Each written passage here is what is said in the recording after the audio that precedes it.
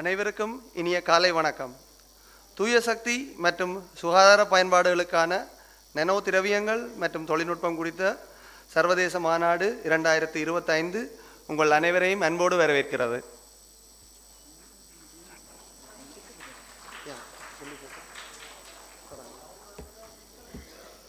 A very good morning to you all. You can be seated.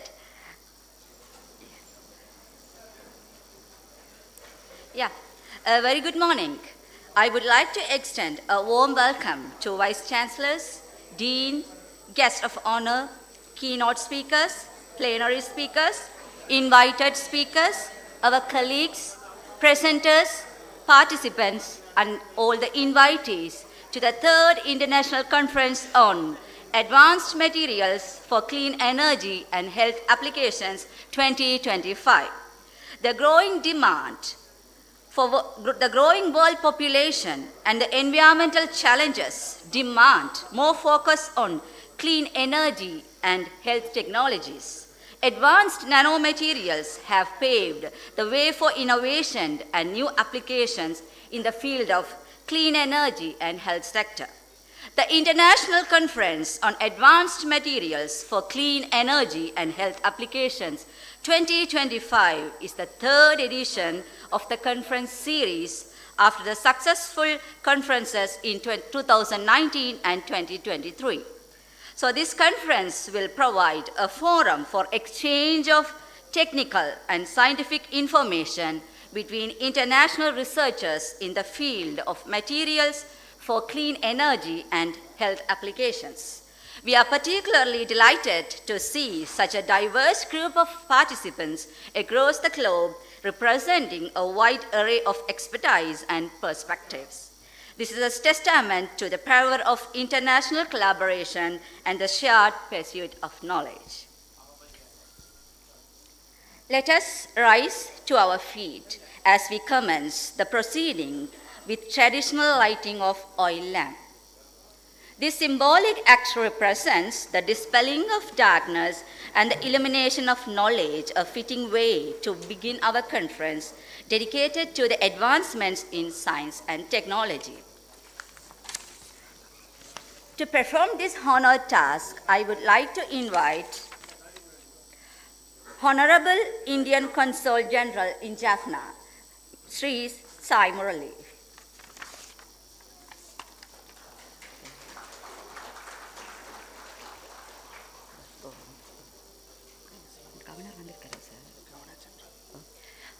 Honorable Mr. Nagalingam Vedanayagan, Governor, Northern Province. Professor K.L. Vasantakumara, Vice Chairman, University Grants Commission, Sri Lanka. Dr. Tilak Yamlapitiya, Chairman, Ceylon Electricity Board. Professor Sri Satkunaraja, Vice Chancellor, University of Jaffna, Sri Lanka. Professor Ravi Ganeshan, Vice Chancellor, Alakappa University, India. Professor A. Atpudaraja, Vice Chancellor, University of Vavuniya, Sri Lanka. Former Vice Chancellors of University of Jaffna, Professor Moganadas. Professor Shanmukalingam sir. Professor Balasundaram Pillai. Former Competent Authority, Emeritus Professor Kandasamy sir. Professor Jens Kerstin Foss, Dean, Faculty of Technology, Environment and Social Sciences, Western Norway, University of Applied Sciences, Norway. Dean, Faculty of Technology, University of Jaffna. Dean, Faculty of Allied Health Science, University of Jaffna. Dean, Faculty of Management, University of Jaffna. Dean, Faculty of Siddha Medicine, University of Jaffna. Dean, Faculty of Agriculture, University of Jaffna. Dean, Faculty of Medicine, University of Jaffna. Dean, Faculty of Hindu Studies, University of Jaffna.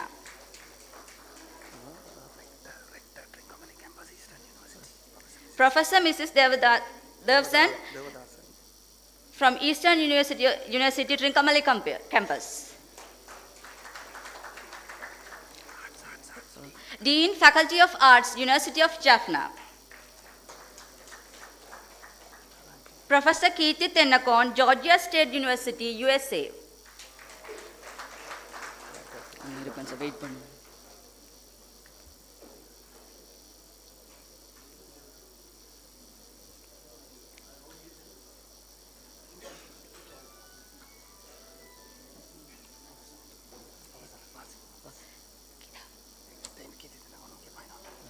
Professor Lakshman Dissanayake, National Institute of Fundamental Studies, Sri Lanka. Professor N. Muthukumarasamy, Coimbatore Institute of Technology, India. Professor Gamini Rajapaksa, University of Peradeniya, Sri Lanka. Professor S. Balakumar, University of Madras, India. Professor P. Ravirajan, Conference Chair. Professor V. Tayalan, Conference Chair. On behalf of participants, I would like to invite any of you to light the lamp.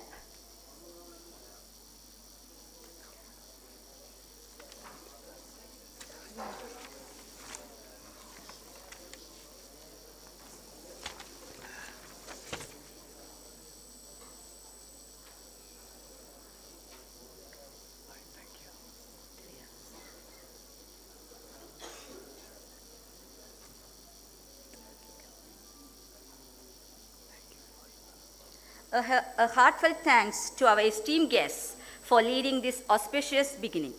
With this luminous start, we now officially declare the event open and proceed with our planned schedule. Thank you.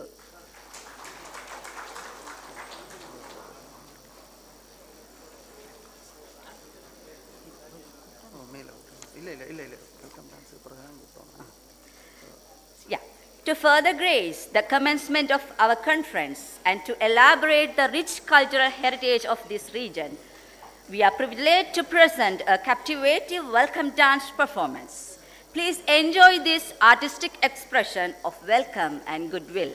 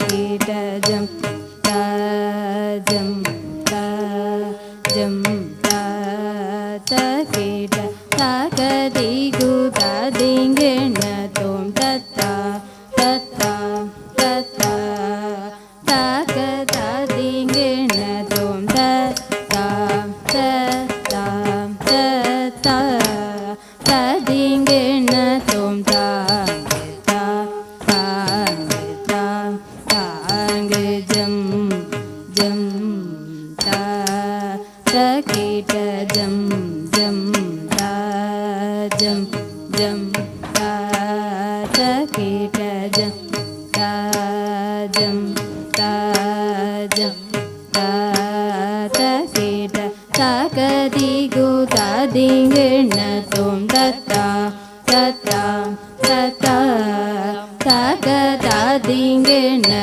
tom ta ta ta ta ta ta ta ding na tom ta ta ta ta ta jam jam ta ta kita jam jam ta jam jam ta ta kita jam ta jam ta jam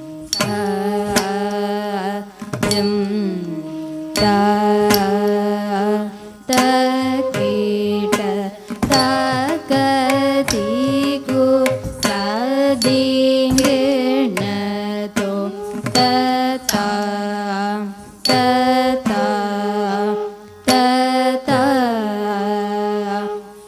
ta ka ta ding na to ta ta ta ta ta ta ta ding na tom ta ta ta ta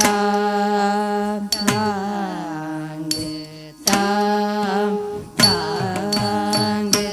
jam jam ta ta kita jam jam ta jam jam ta ta kita jam ta jam ta jam ta ta kita ta ka di gu ta ding na tom ta ta ta ta ta ta ta ka ta ding na tom ta ta ta ta ta ta ta ding na tom ta ta ta ta jam jam ta ta kita jam jam ta jam jam ta ta kita jam ta jam ta jam ta ta kita ta ka janu ta ding na tom ta ta ta ta ta ta ta ka ta ding na tom ta ta ta ta ta ta ta ding na tom ta ta ta ta ta jam jam ta ta kita jam jam ta jam jam ta ta kita jam ta jam ta jam ta ta kita ta ka janu ta ding na tom ta ta ta ta ta ta ta ka ta ding na tom ta ta ta ta ta ta ta ding na tom ta ta ta ta ta jam jam ta ta kita jam jam ta jam jam ta ta kita jam ta jam ta jam ta ta ka janu ta ding na tom ta ta ta ta ta ta ta ka ta ding na tom ta ta ta ta ta ta ta ding na tom ta ta ta ta ta jam jam ta ta kita jam jam ta jam jam ta ta kita jam ta jam ta jam ta ta kita ta ka di gu ta ding na tom ta ta ta ta ta ta ta ka ding na tom ta ta ta ta ta ta ta ding na tom ta ta ta ta ta jam jam ta ta kita jam jam ta jam jam ta ta kita jam ta jam ta jam ta takita takajenu tadingina tom tatam tatam tatam takatadingina tom tatam tatam tatam tadingina tom dang tatam tatam tang jam jam ta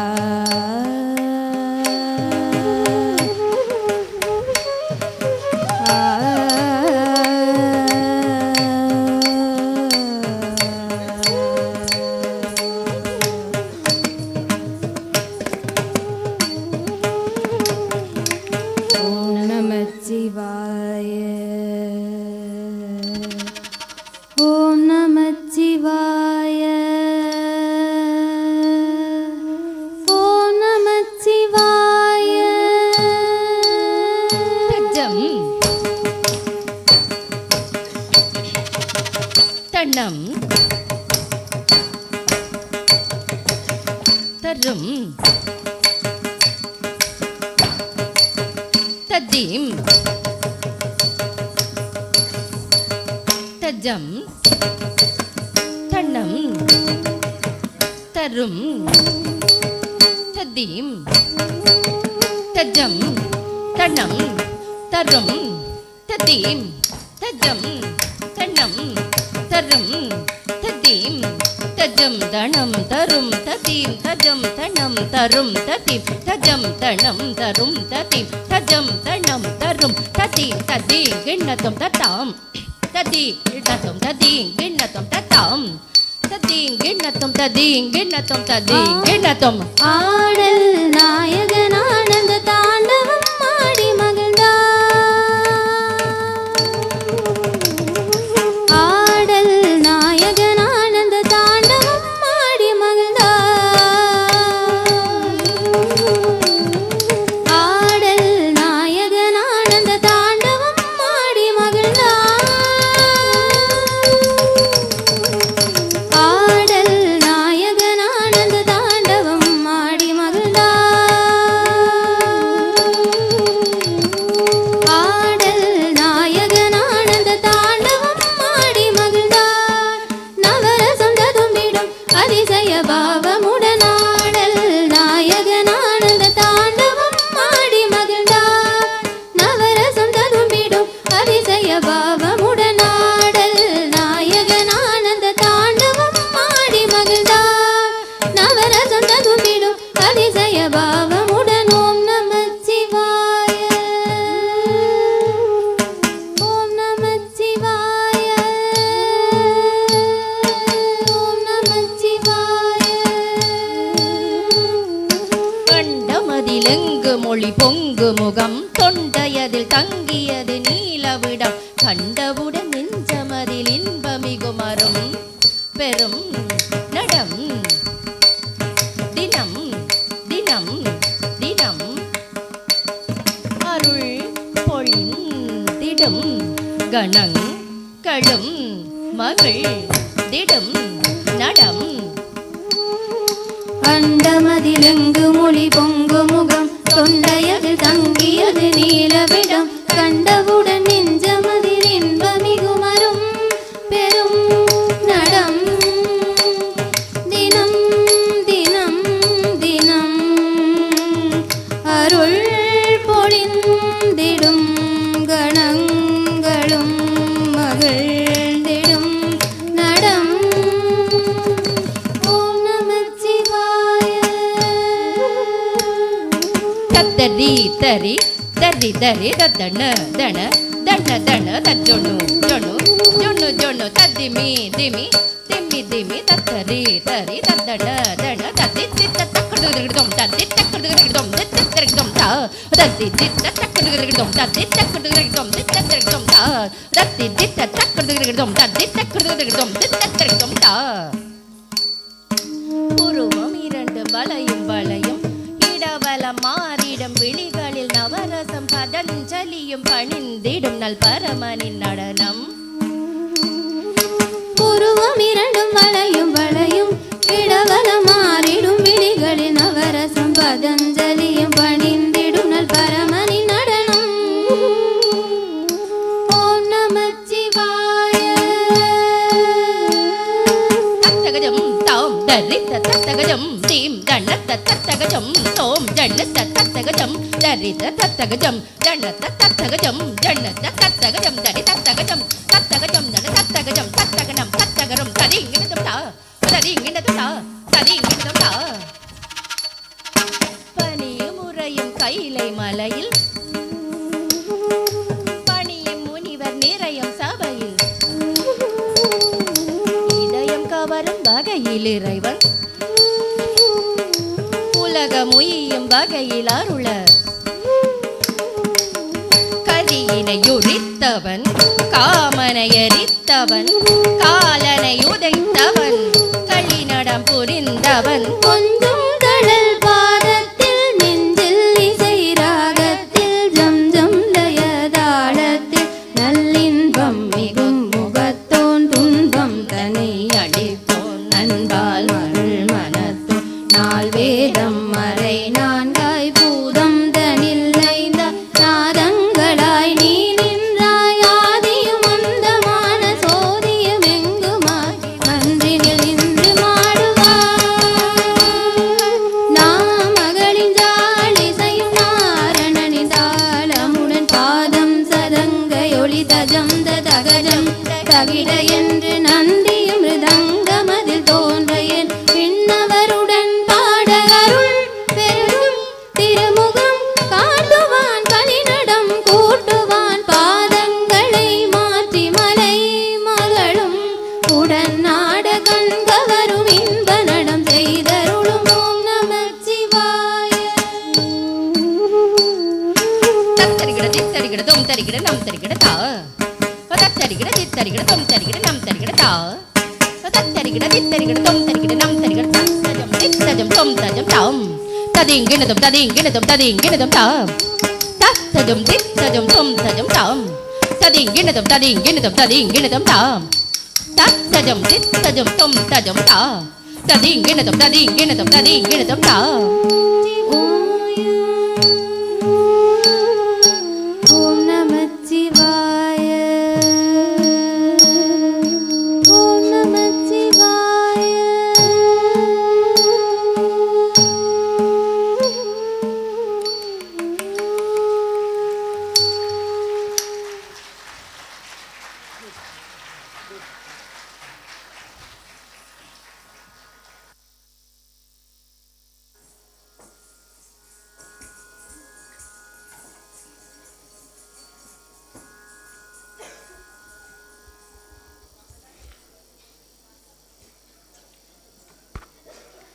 Thank you for such an inspiring performance. I hope you all have enjoyed it. With this, before we delve into the core of our conference, we would like to set the stage by highlighting the significant achievements. We will now present a brief documentary video showcasing the excellent outcomes of the NOPAD project.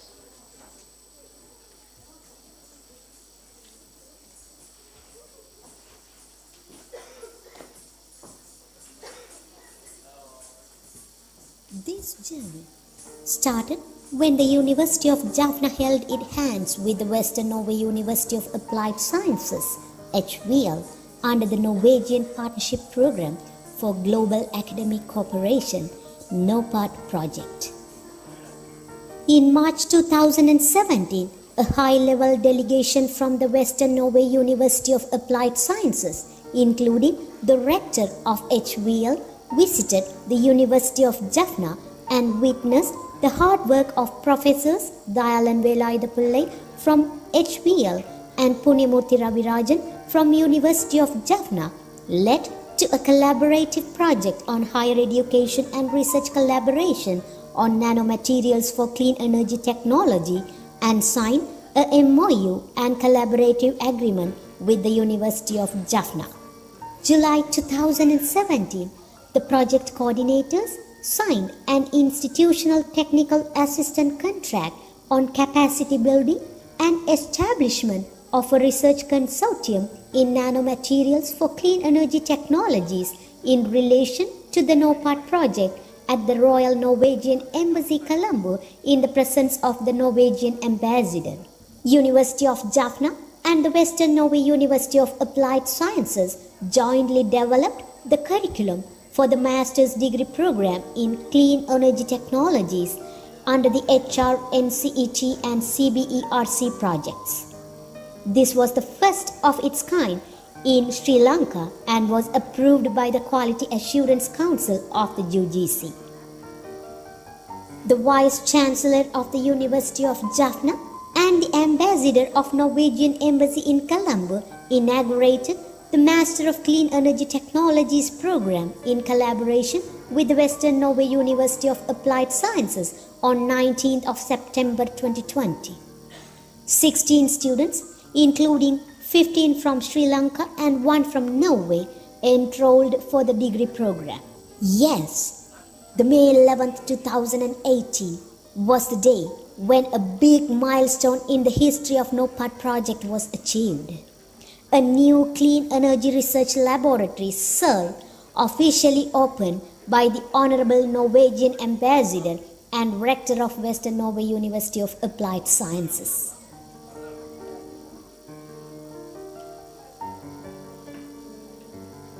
In May 2018, establishment of Norway Sri Lanka Research Consortium on Clean Energy Technologies was held in Jetwing Hotel, Colombo.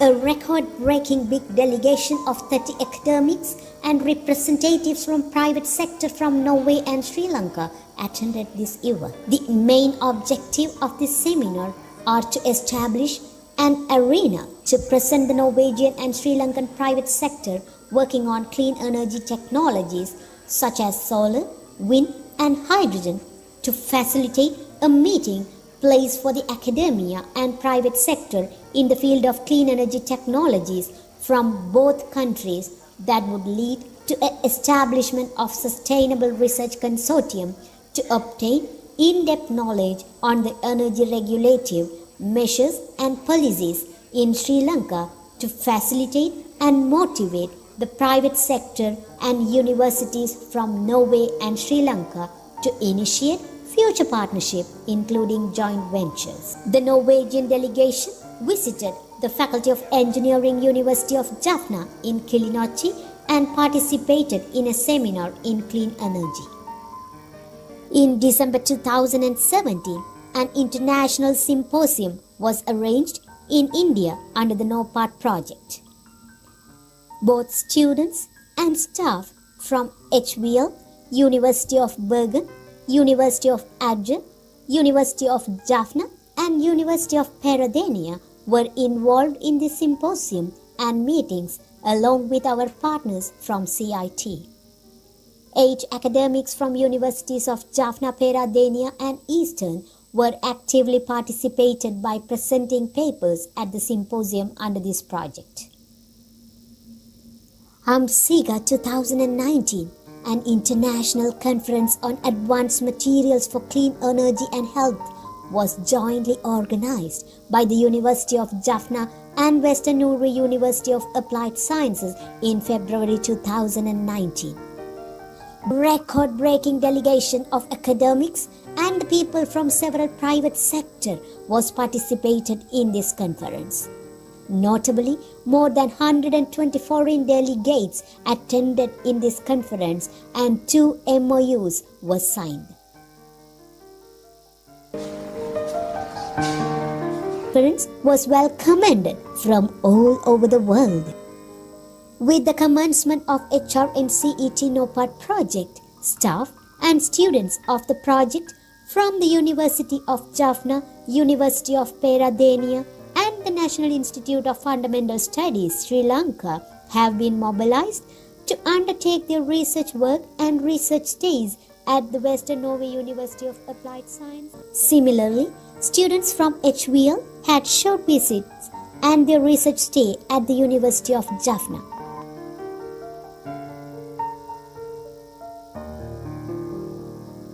Under this program, an educational training on clean energy technologies to the GCEAL students in the science and technology streams in the Jaffna district was carried out by the Jaffna Science Association and Provincial Department of Education Northern Province in collaboration with the University of Jaffna and Western Norway University of Applied Sciences in March 2018. Number of outreach activities were arranged in Bergen, Norway under this project to inspire the school children in Bergen on emerging clean energy technologies, where the research students from University of Jaffna actively contributed. All these activities received public attention through media coverage.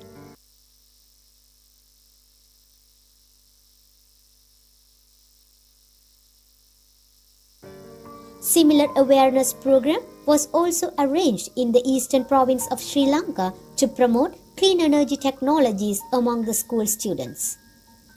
More than 300 students from 17 educational zones of 3 districts in eastern province of Sri Lanka benefited from the clean energy workshop organized under the project at the eastern and southeastern universities.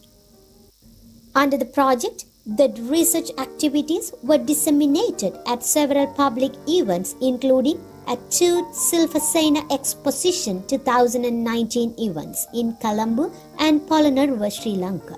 As a part of outreach activity and to strengthen and attract more students to the STEM field, the Faculty of Science, University of Jaffna organized the event Science Education for Bright Future in March 2020. The event was partially funded by the CBERC project. I'm a PhD student from Norway doing a research stay here now for 3 months in Jaffna. I was lucky enough to be a part of this exhibition you're having for school children. Several industries visited HVL to see the ongoing research, and under this project, we have also signed an MOU with the Norwegian Gexcon company. Sri Lanka's first floating solar plant was declared open on January 24, 2020 by the Norwegian ambassador to Sri Lanka at the keynote premises of the University of Jaffna. The first floating system is established as an experimental plant in the pond with a depth of about 2 meters. The floating solar plant, installed under the Capacity Building and Establishment of Research Consortium project, is a result of the research collaboration since 2017 between the University of Jaffna and Western Norway University of Applied Science, supported by the Royal Norwegian Embassy in Colombo.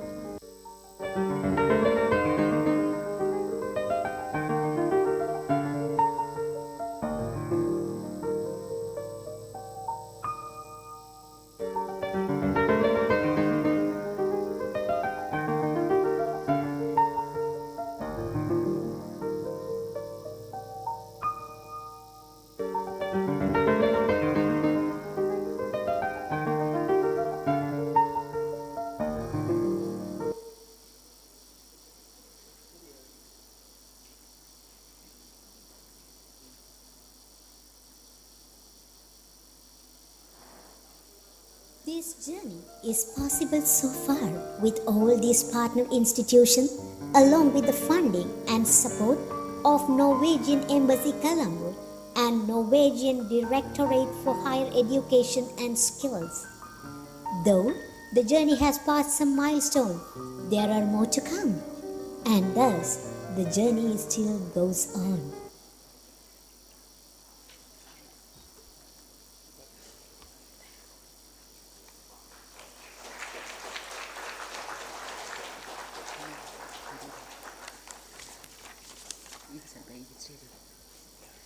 Thank you for the video.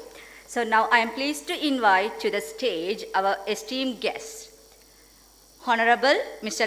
Nagalingam Vedanayagan, Governor, Northern Province.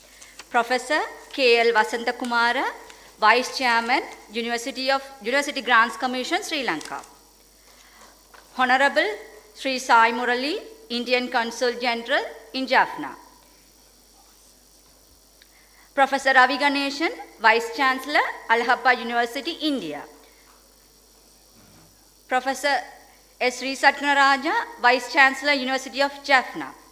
Professor A. Adpudaraja, Vice Chancellor, University of Vavuniya, Sri Lanka.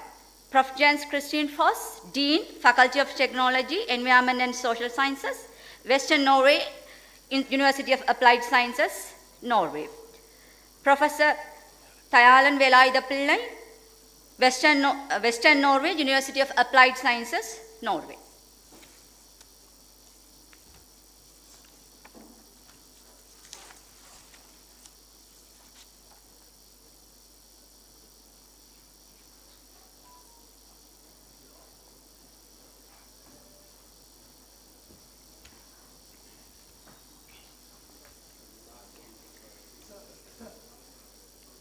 Please join me in welcoming Professor P. Ravirajan, Conference Chair from the University of Jaffna, who will deliver the welcome address and officially open the conference 2025.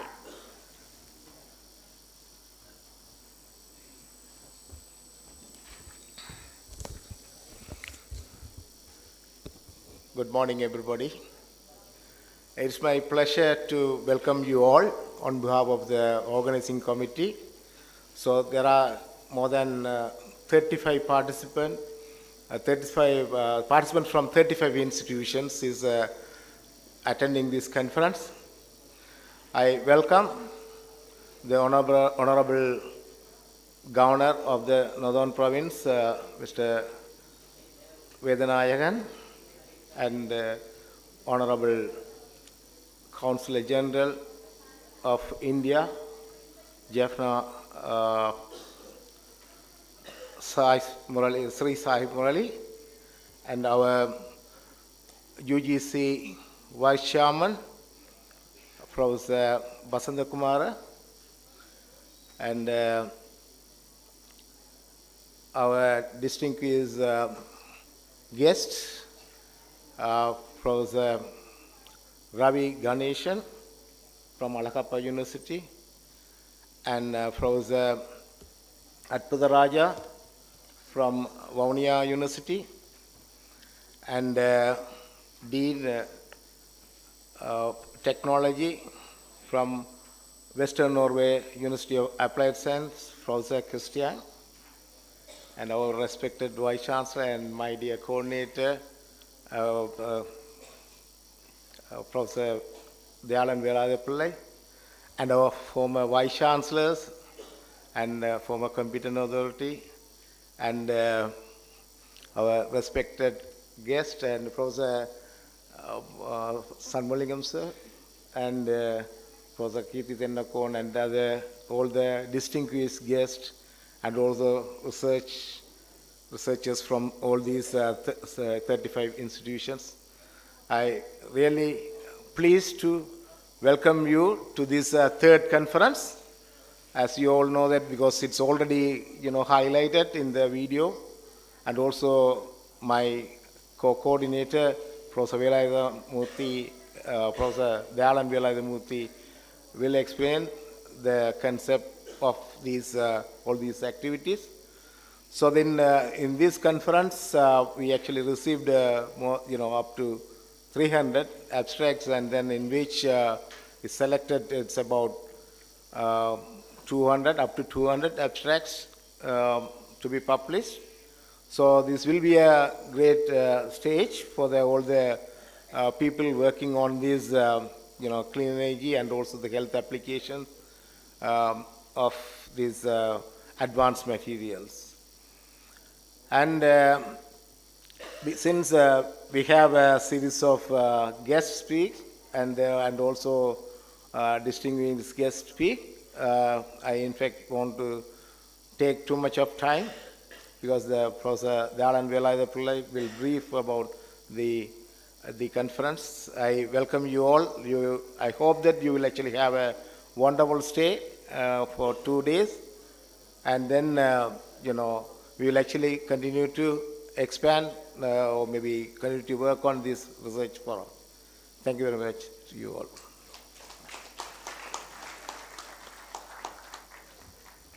Thank you for your inspiring words and for setting the tone for this conference. I now invite Professor Dayalan Velaida Pillai, Conference Chair from the Western Norway University of Applied Sciences, Norway, to the stage to provide an insightful overview of the scope for this conference. Thank you everyone. Distinguished guest, I will start with the Honorable Indian Councillor General, Sri Shai Murali, and dear Honorable Governor, Mr. Vedanayagan, Professor Vasanta Kumara, Vice Chairman, University Grants Commission, Professor Sri Satkun Raja, our dearest Vice Chancellor of University of Jaffna, Professor Jens Christian Fosse, my Chief at Western Norway University of Applied Sciences, Professor Ravi Ganeshan, Vice Chancellor, my friend from Alagappa University, Professor Arpudaraja, Vice Chancellor, University of Vavuniya, and former Vice Chancellors and ladies and gentlemen. It is a great privilege, great honor for me to invite you to this AMSEHA 2025 conference. This is actually the third AMSEHA conference we are arranging, but this is the 10th conference. As a unit, we have a group, network group, we are arranging for the 10th time in India and Sri Lanka from 2012. So it is overwhelming that we got more than 320 presentations to the conference, but we allowed only 220, sorry about it, but we will have 220 presentations at this conference. We have divided the conference into 6 different symposia, so you all know the 6 different symposias. Actually, our journey started in 2011 just as a research collaboration with between Western Norway University of Applied Sciences and Coimbatore Institute of Technology, between just 2 institutions. Today, we are a network of, you see here, we have a lot of researchers, a lot of scholars involved in this collaboration. We have made a network just with our partners is more than 75 professors and scholars involved, but we have other collaborations as well. So altogether we have more than 150, 200 scholars involved in this collaboration. So we are all working on advanced nanomaterials for clean energy and health applications. So the institutions which are involved here, as Professor Ravirajan said, we had 35 institutions are here today at this conference. Among them, we have our partners with Western Norway University of Applied Sciences. From Sri Lanka, we have University of Jaffna, of course, University of Peradeniya, NIFS, and Eastern University of Sri Lanka. In addition, we have started with a new collaboration with University of Moratuwa and University of Ruhuna to work on a new master program in hydrogen technologies. So we have already applied for a European Union project. So if we succeed it, then of course we will, expand this collaboration in hydrogen technologies. From India, we have from Coimbatore, we have Coimbatore Institute of Technology, we have PST College of Technology, we have Alagappa University, we have started collaboration with University of Madras, and we have collaboration with CSIR in our projects. In addition, we have collaboration with a lot of industries in India, Sri Lanka, and Norway. Norway, of course, we have collaboration with University of Oslo, University of Bergen, University of Stavanger, and University of Agder. That is said, there was a video, and you saw these impacts or the results of our projects. So I would like to highlight one thing. As far as we researchers are concerned, we are working a lot in the labs.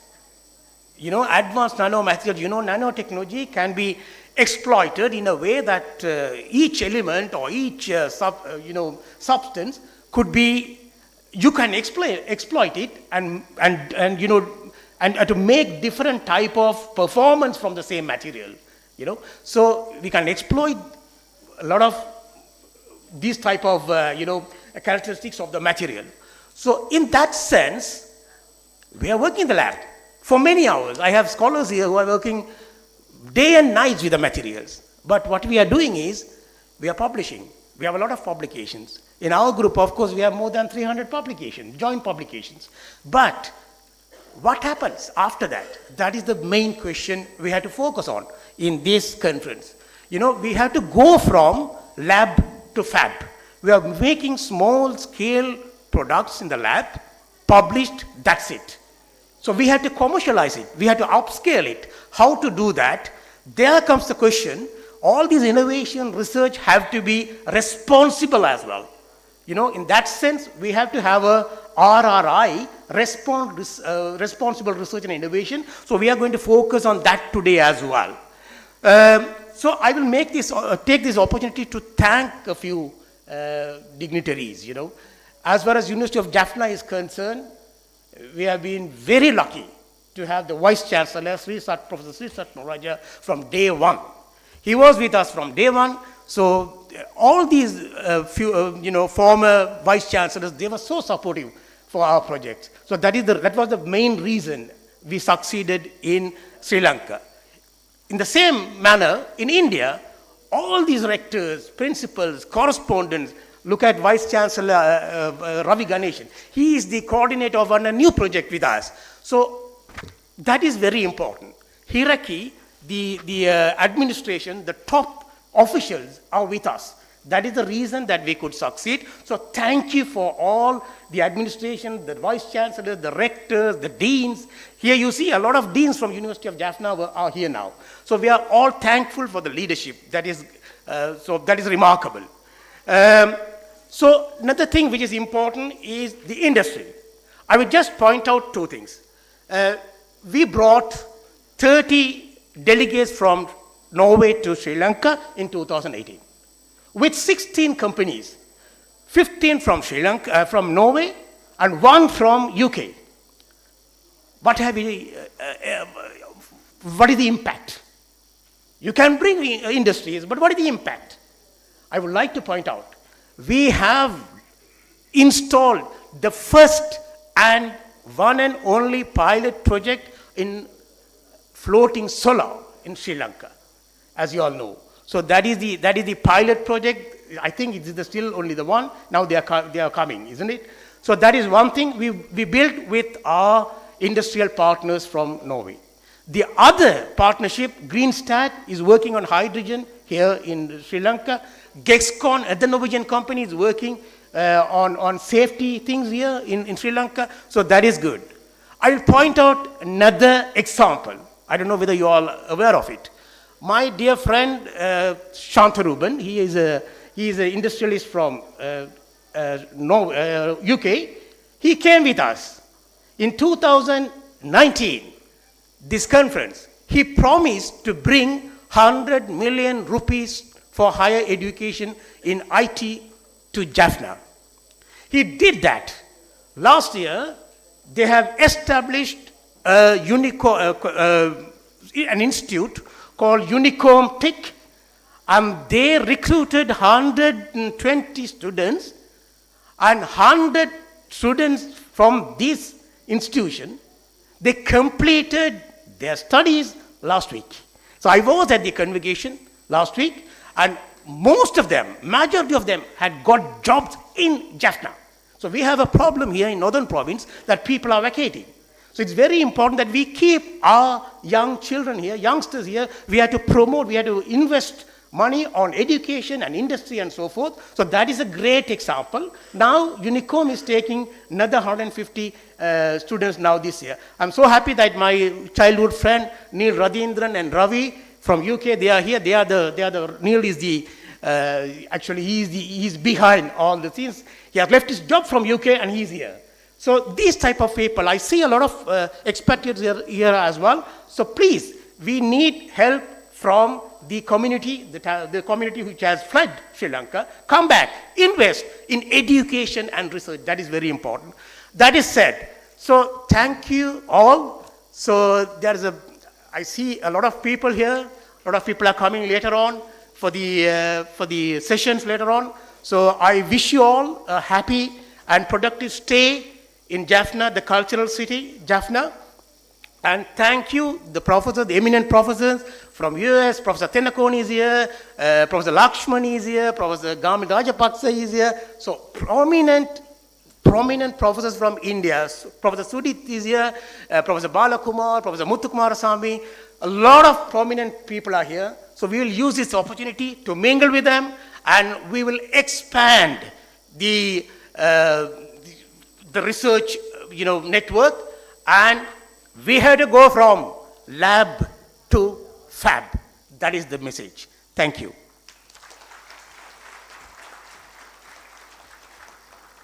Thank you very much for your insightful and inspiring words. Love to fact. Yes. Now I would like to invite Professor K.L. Vasantakumara, Vice Chairman of the University Grants Commission Sri Lanka, a prominent person who has been instrumental in shaping academic excellence in higher education. Please join me in welcoming him to deliver his address.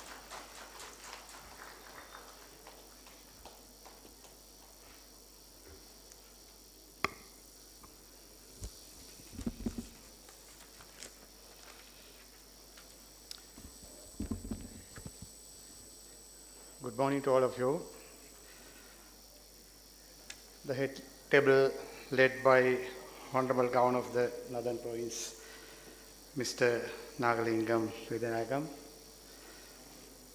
Honorable Consul General, Indian Consul General in Jaffna, Sri Sai Murali, the dignitaries in the head table, including Vice Chancellors and other colleagues, distinguished guests, Vice Chancellors, former Vice Chancellors, Deans, academic and non-academic colleagues, eminent scientists across the world, students, the organizing committee of the conference, ladies and gentlemen. It's a privilege to join you today at this important conference on advanced materials for clean energy and health applications. I would like to share some thoughts on how this work connects to higher education sector and our path forward in the next couple of minutes. The materials we are developing are not just scientific achievements. They represent solutions to humanity's most pressing challenges. When you create better solar cells or design targeted drug delivery systems, we are applying cutting-edge science to improve lives and protect our planet. What excites me most is how this area of research is transforming higher education. So that probably I'll discuss in 3 different ways. First, advanced materials research is breaking down traditional academic boundaries.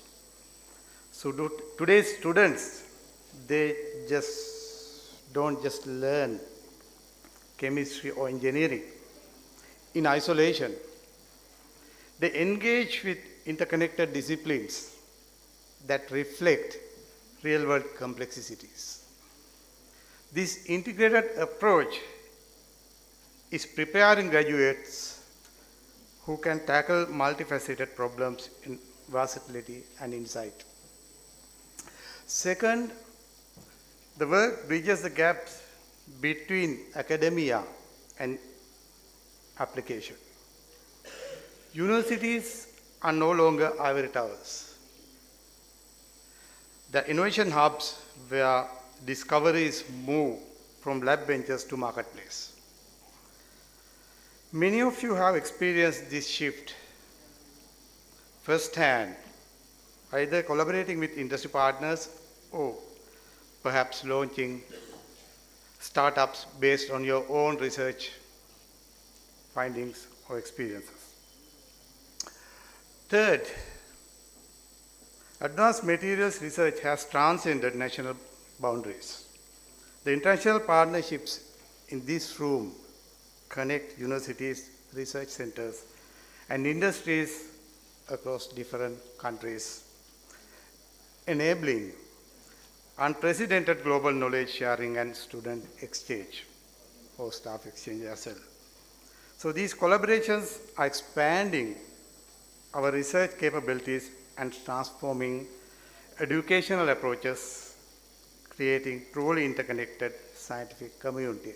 I'm very much happy as head of the unit in the UGC related to international cooperations or relations that the Jaffna University has taken a leading role in this connection and connecting scientists over different countries into this room, and thank you very much.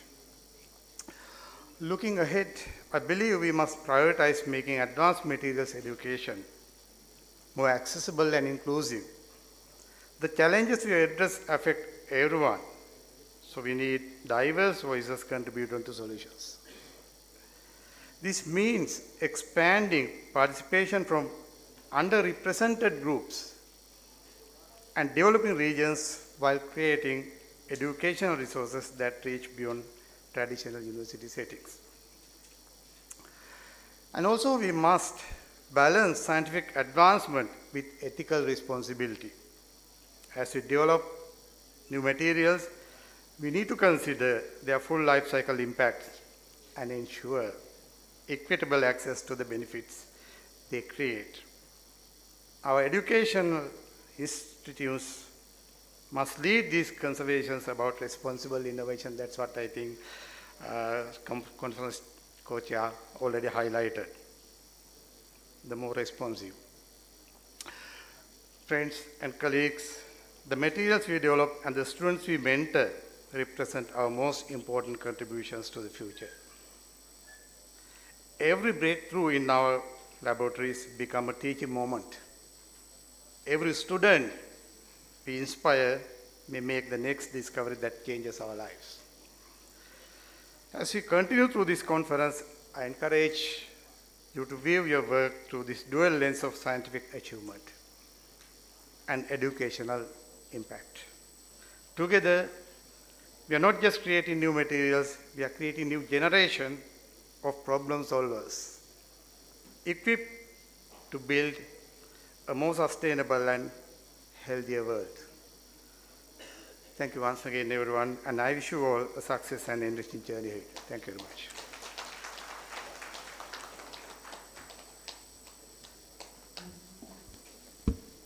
Thank you for your valuable and timeless insights. Next, we are honored to have with us a respected person who has shown unwavering dedication to the progress and development of this region. Please join me in welcoming Honorable Mr. Nagalingam Vedanayagan, Governor, Northern Province, to deliver his address.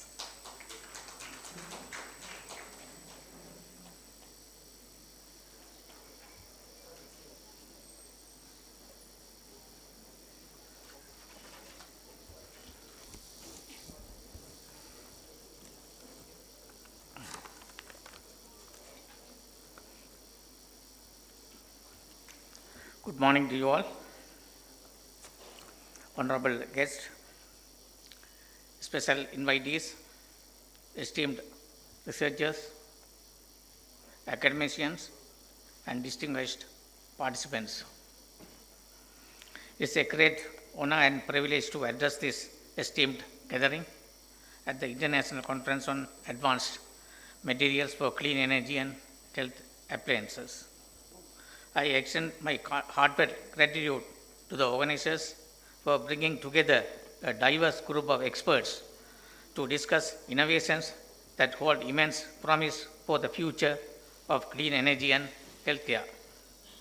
We are at a pivotal moment in history where science and technology play a crucial role in shaping a sustainable and healthier future. The theme of this conference is not only timely but also imperative for regions like the northern province of Sri Lanka. As we deliberate on the advances in material science, it is vital to align our discussion with the developmental needs and future demands of this region. The northern province has witnessed remarkable resilience and progress over the years. However, there are key challenges that still hinder sustainable development. Limited access to reliable and affordable energy remains a significant barrier to economic growth. Rural communities often face energy shortages which affect industries, agriculture, and essential services. The advancement of clean energy solutions, including solar, wind, and biomass, could transform these challenges into opportunities for self-sufficiency and prosperity.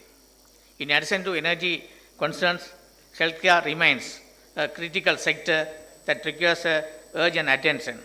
The need of modern medical facilities, affordable diagnostics, and improved healthcare infrastructure is paramount. By leveraging advanced materials in medical devices and appliances, we can bridge gaps in the healthcare accessibility and enhance the quality of the life for the people in this region, mainly living with different disabilities. As we look ahead, the northern province has immense potential to emerge as a hub for innovation in clean energy and health technologies. The following key areas should be our focus.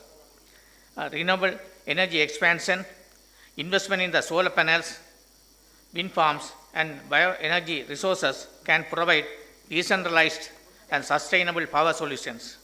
Advanced materials can improve energy storage, efficiency, and longevity of renewable systems, ensuring widespread access to clean energy.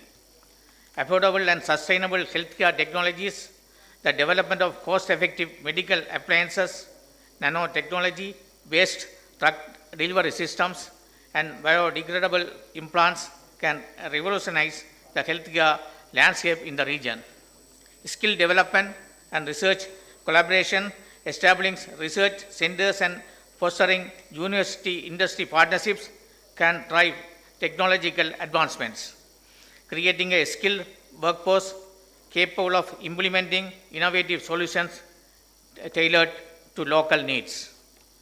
Eco-friendly infrastructure and smart materials, incorporating green building materials, self-cleaning services, and energy-efficient designs in infrastructure development can significantly reduce environmental impact while enhancing resilience. Water purification and sanitation, that's advanced filtration materials and energy-efficient desalination techniques can address the persistent issue of clean water scarcity, ensuring better health outcomes for the population affected by 3 decades of conflict. This conference serves as a catalyst for collaboration and knowledge sharing.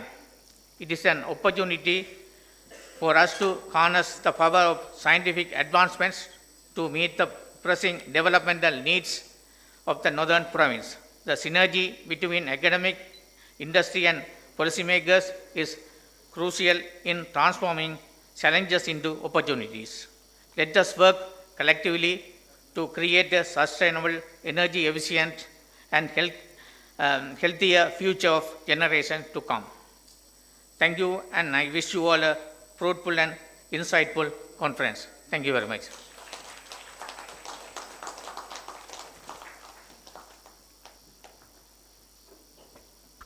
Thank you, sir. Finally, we are delighted to welcome a distinguished representative of international cooperation and collaboration, someone who has fostered strong ties between nations. We are pleased to welcome Honorable Sri Sai Murali, Indian Consul General in Jaffna, to deliver his address.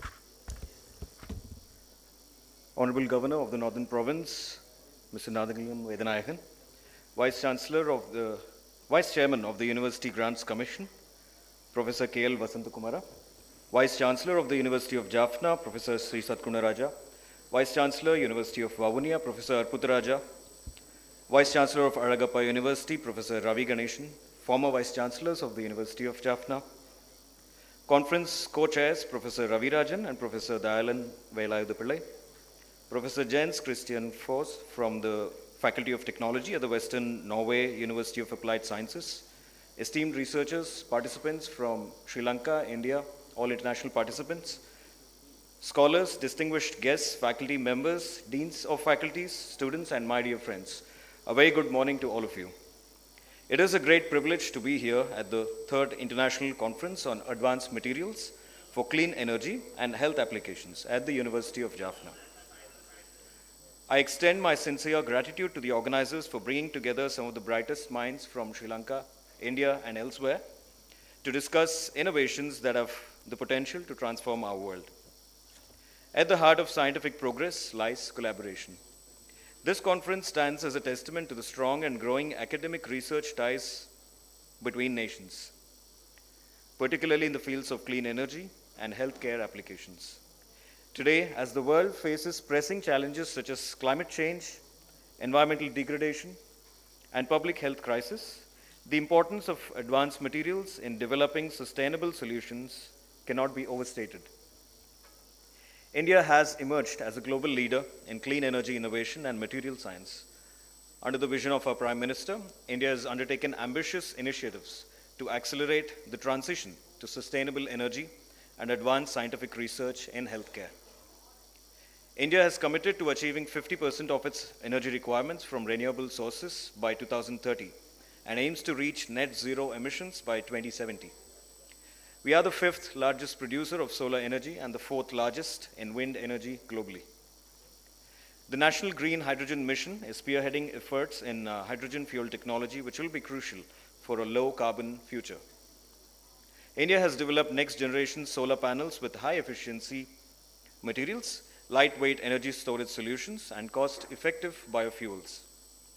Our scientists are working on advanced battery technologies, including solid state batteries and sodium ion batteries, to enhance energy storage capabilities. Research institutions in India are developing nanomaterials for supercapacitors, enabling faster and more efficient energy storage solutions. Smart materials such as self-cleaning solar panels are being tested to improve the efficiency of solar power generation in diverse climatic conditions. India is also a leader, as you know, in pharmaceuticals, vaccines, and biomedical materials. Research institutions are today pioneering biodegradable implants, targeted drug delivery systems, and nanomedicine. The Ayushman Bharat Digital Health Mission has revolutionized healthcare accessibility and can serve as a model for digital health solutions in Sri Lanka as well. India and Sri Lanka share deep historical, cultural, and economic ties.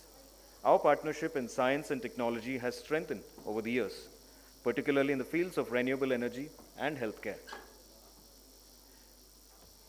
Today, India and Sri Lanka are about to take a major step forward in energy cooperation by signing an agreement on power grid connectivity, enabling Sri Lanka to access India's energy market.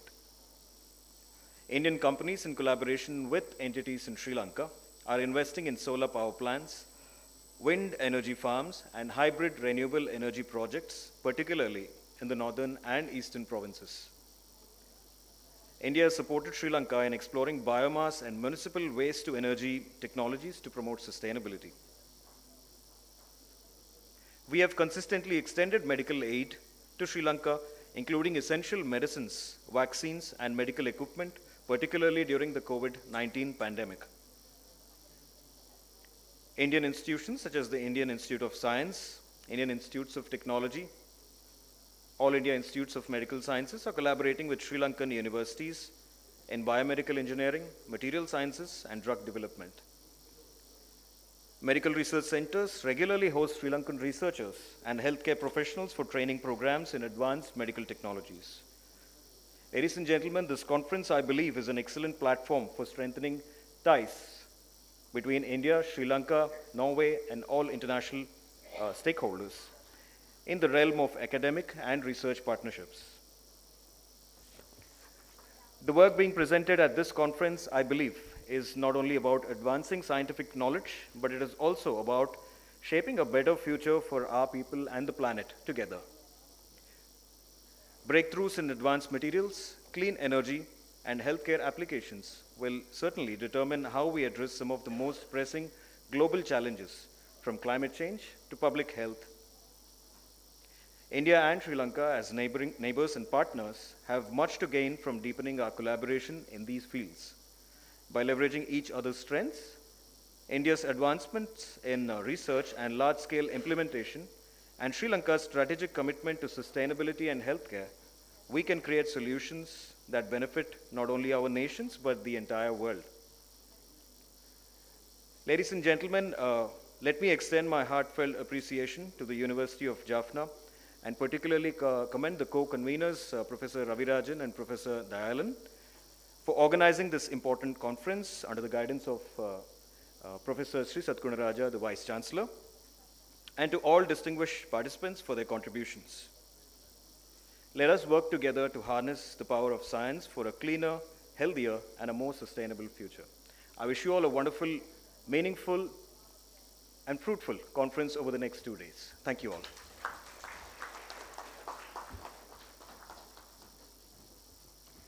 Thank you for your valuable thoughts and inspiring words. Now I kindly invite Professor S. Sri Satkunaraja, the Vice Chancellor, University of Jaffna, to present the honor of appreciation for our guests of honor. Firstly, Professor K.L. Vasantakumara, Vice Chairman, University Grants Commission, Sri Lanka. Sir, please join the stage.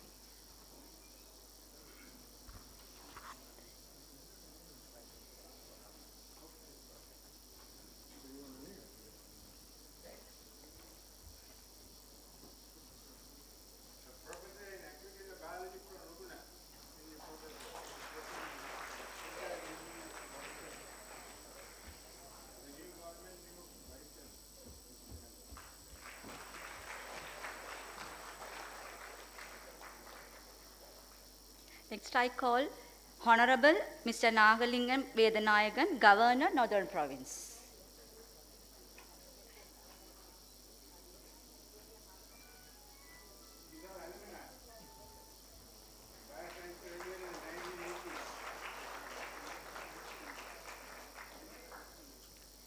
Finally, Honorable Sri Sai Murali, Indian Consul General in Jaffna.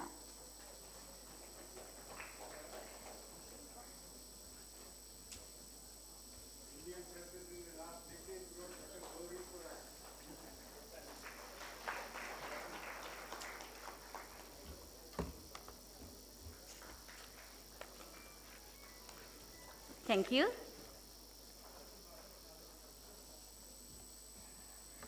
A cornerstone of any academic conference is the dissemination of knowledge and the sharing of cutting-edge research. We will now mark a significant moment with the launching of the AMSICA 2025 conference proceeding. We extend our heartfelt gratitude to all the authors, reviewers, and editors who have dedicated their efforts to bringing this proceeding in fruition.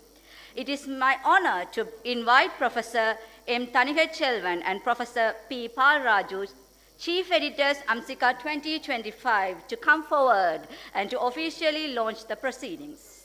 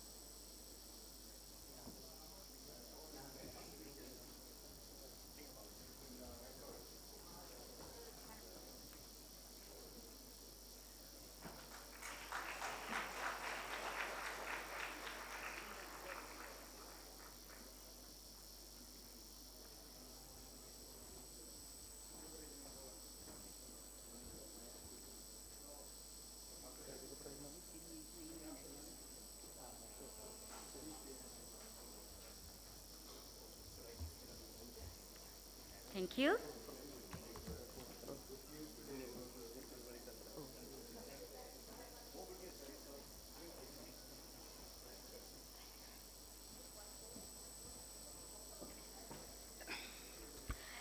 Let us welcome Professor Jens Christian Foss, Dean Faculty of Technology, Environment and Social Sciences, Western Norway University of Applied Sciences, Norway, to deliver his address.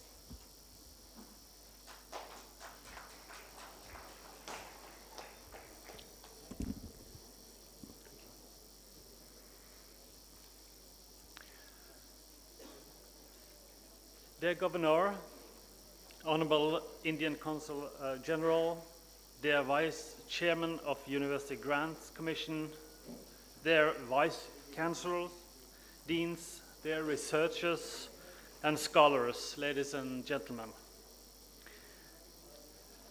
The growing world population and environmental challenges demands more focus on clean energy and health technologies.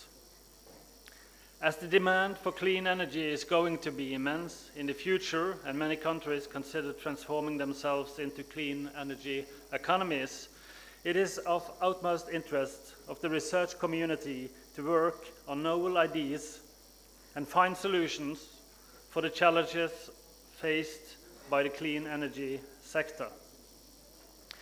Countries are also becoming more and more focused on efficient medical care and new innovative medical and healthcare technologies. Rapid progress in nanotechnology in the past decade and use of advanced nanomaterials have provided significant breakthroughs in energy and health-related fields. The UN 2030 Agenda for Sustainable Development has identified 17 development goals, the SDGs. Goal number 7 is to ensure access to affordable, reliable, sustainable, and modern energy for all. Goal number 3 is to ensure good health and well-being for the world population. I am very happy that the third AMSEA conference, organized by University of Jaffna, Western Norway University of Applied Sciences, and our partners from Sri Lanka and India, directly deals with 2 important development goals. I hope that through new cooperations networks created by the conference, we will address several of the SDGs goals and contribute to achieve them. It is of utmost importance that we create arenas across the globe to bring together academic science, leading engineers, industry researchers, and research scholars to work on new technologies. Thus, I'm very pleased to note that the international conference has created wide interest among researchers in Sri Lanka, Norway, India, and other countries, with over 350 participants. The International Conference on Advanced Materials for Clean Energy and Health Applications is another important milestone in the partnership between us.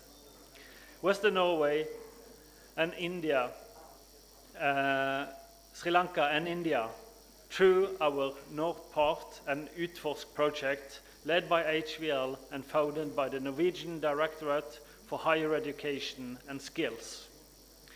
On behalf of HVL, I will take the opportunity to thank the Norwegian Directorate for Higher Education and Skills for supporting our projects in Sri Lanka and India for the past 11 years,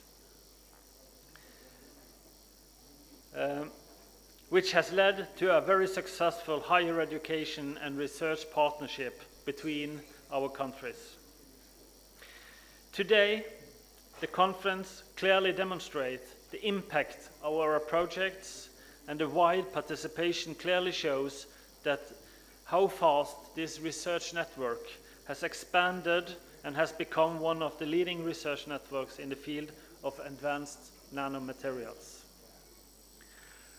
I would also like to thank all our partner institutions for cordial and efficient partnership over the years.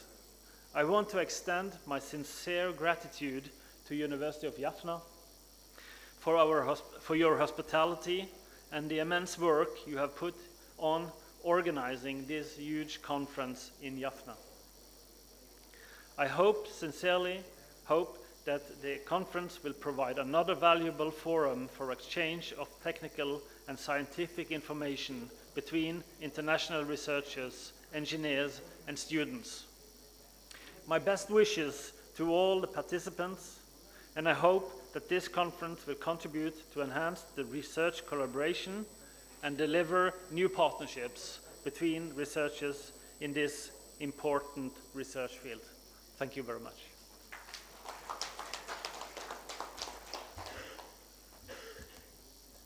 Thank you for your valuable and timeless insights.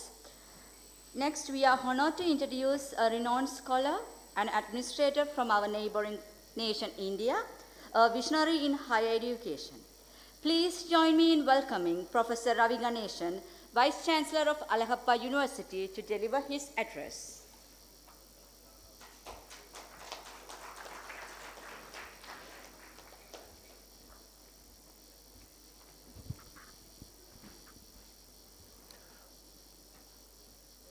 அனைவருக்கும் என்னுடைய இனிய காலை வணக்கம். Most respected and honorable Vice Chancellor of Jaffna University and Vavuniya University, the Vice Chairman of UGC, Sri Lanka, the heroes of this program, Professor Dayalan and Professor Ravirajan and Thanigai Chelvan, and the Vice Chancellor, former Vice Chancellors, the delegates from Norway, in particular the Dean who is sitting on the dais, and other faculty members, and my own colleague from India, Professor Balakumar, and many people are sitting here, Professor Kumarasamy, many people are sitting here, and the scholars and my dear students. So good morning to one and all present here. So I am extremely happy to be here as a guest for this 2 days international conference. And as you know, this is the third conference being conducted on the collaborative mode.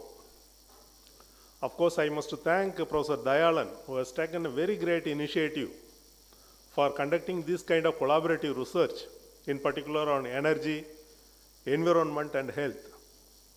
Of course, this is the need of an hour to talk about the energy, environment and health. Of course, it's a very close connectivity between these three factors. So health is the most important. So once we come into this world, so we must have a good health. So if we want to have a good health, we must have a good environment. So the environment, now you see in many places the environment is being severely affected by the human being. Many places. So the water is polluted, air is polluted, soil is polluted, everything is polluted now. So that's what now the disease rate, in particular the diabetes, cancer, everything is being increasing in a tremendous rate. So we must reduce that thing. So otherwise it is very difficult to survive in this world. So in this sense, this conference definitely would be a more useful conference. And I would like to say that the collaboration is very, very important. Collaboration is very, very important. So the single person cannot do anything. So we must have a good collaboration. So in that sense, we have, of course, Alagappa University. You know, the Alagappa University is the #1 university in Tamil Nadu and the #2 university in India, as far as many credentials are concerned. So recently our university has been graded A++ under dual mode. So that is our main credential. The main reason is our university is mainly concentrating on protecting the environment. So the government of India recognized our university as one of the best universities as far as the energy and the environmental protection is concerned. So in that sense, we are doing extremely well. Of course, if you see, I take this opportunity to welcome all of you to come over to Karaikudi. That is my university's place. That is the southern part of India. So even though our university is situated in a very rural area, so we are very much concerned about the environment. So after I assume as a Vice Chancellor of that university, so I have been working in that university for more than 30 years as a professor in physics. So last 2.5 years, we have made a tremendous progress in our university to change that environment totally. So 100% that is solar powered lamps and many things. So STP, so our own technology we are using. So particularly the hollow fiber membrane. So we are supporting that company. Actually, that is an in-house industry that is functioning in our campus. So our own alumni is having that company, and our faculty members are supporting that company to enrich the hollow fiber membrane that has been used in the STP, that is a sewage treatment plant.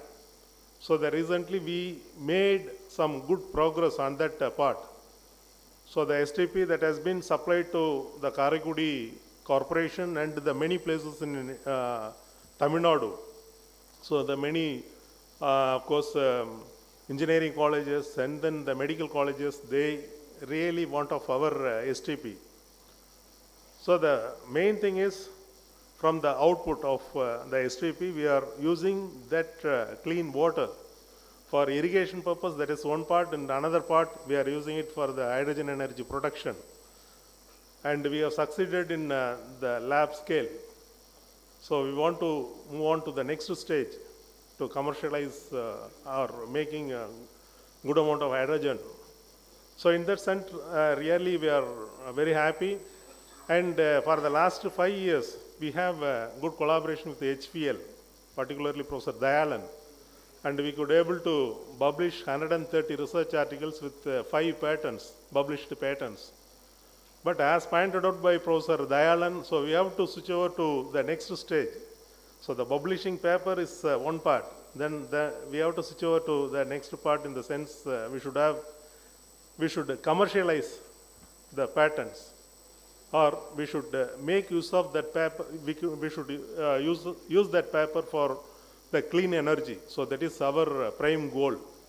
So in that sense, we are collaborating with many industries in India, and I hope definitely we can succeed. And this kind of conferences would be beneficial for our students to have a good interaction and to know about the clean energy, how to produce clean energy. Many things are there. So since my research, even before my research, so I used to collaborate with many people. So during my that is academic career, so in between I had a chance to work in my agriculture field. So I'm basically an agriculturalist. So during that 2 years break, so I have a very good collaboration with the other farmers. So we used to bring water from from some other, whether it's a pool. So not taking water from the ground. So almost 12 kilometers, we clean the canal and bring that water to our field. So that is a kind of collaboration. So single person can't do. Then after I switch over into my research, so during my PhD, I had a collaboration with the ISRO, Indian Space Research Organization. So the material which we produced in the lab, that had been converted into electro-optic modulators. That is for the optical communication purpose. So the ISRO, they have tested. Then the next stage, so we had a collaboration with many, that is institutions like HPL. And we could able to produce the devices like optical memory. So my group is collaborating with that is NIMS, National Institute for Materials in Japan. So we could able to make some meaningful devices like optical memory. Of course, maybe in another 5 years or another 10 years, that will replace the conventional memory devices like the magnetic based memory. So the crystals that will play a very big role in memory devices. So in that aspect, again and again, I am telling to the participant of this conference, have a good collaboration, be transparent, be open. So definitely we can achieve many great things. So in that sense, I think this conference will give a very fruitful result. So I must congratulate, I must appreciate Professor Dayalan and Professor Ravirajan. So they have taken really a very great initiative, and I request all of them, so particularly our Vice Chancellor. So they have to come to my place. I am welcoming all of you to come to Alagappa University.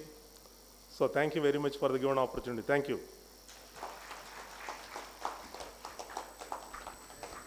Thank you for sharing insightful and inspiring words. It is, we now welcome a leader from our own academic community, a driving force behind the development of the University of Vavuniya. Please welcome Professor A. Adputaraja, Vice Chancellor, University of Vavuniya, to deliver his address.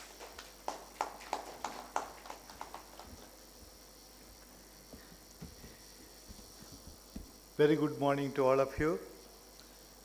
Our Vice Chairman, sir, Vice Chancellors, Dean from Norway University, former Vice Chancellors, professors, conference delegates from Norway as well as India, and our next session keynote speaker, CB Chairman, Dr. Tilak Shyamala. Very good morning to all of you. We are working with we all wanted to have a good health applications. Good health coming from good food, good breath of air, good water, that means good environment. The good environment, of course, day-to-day life we need energy, electricity, many variety of energy.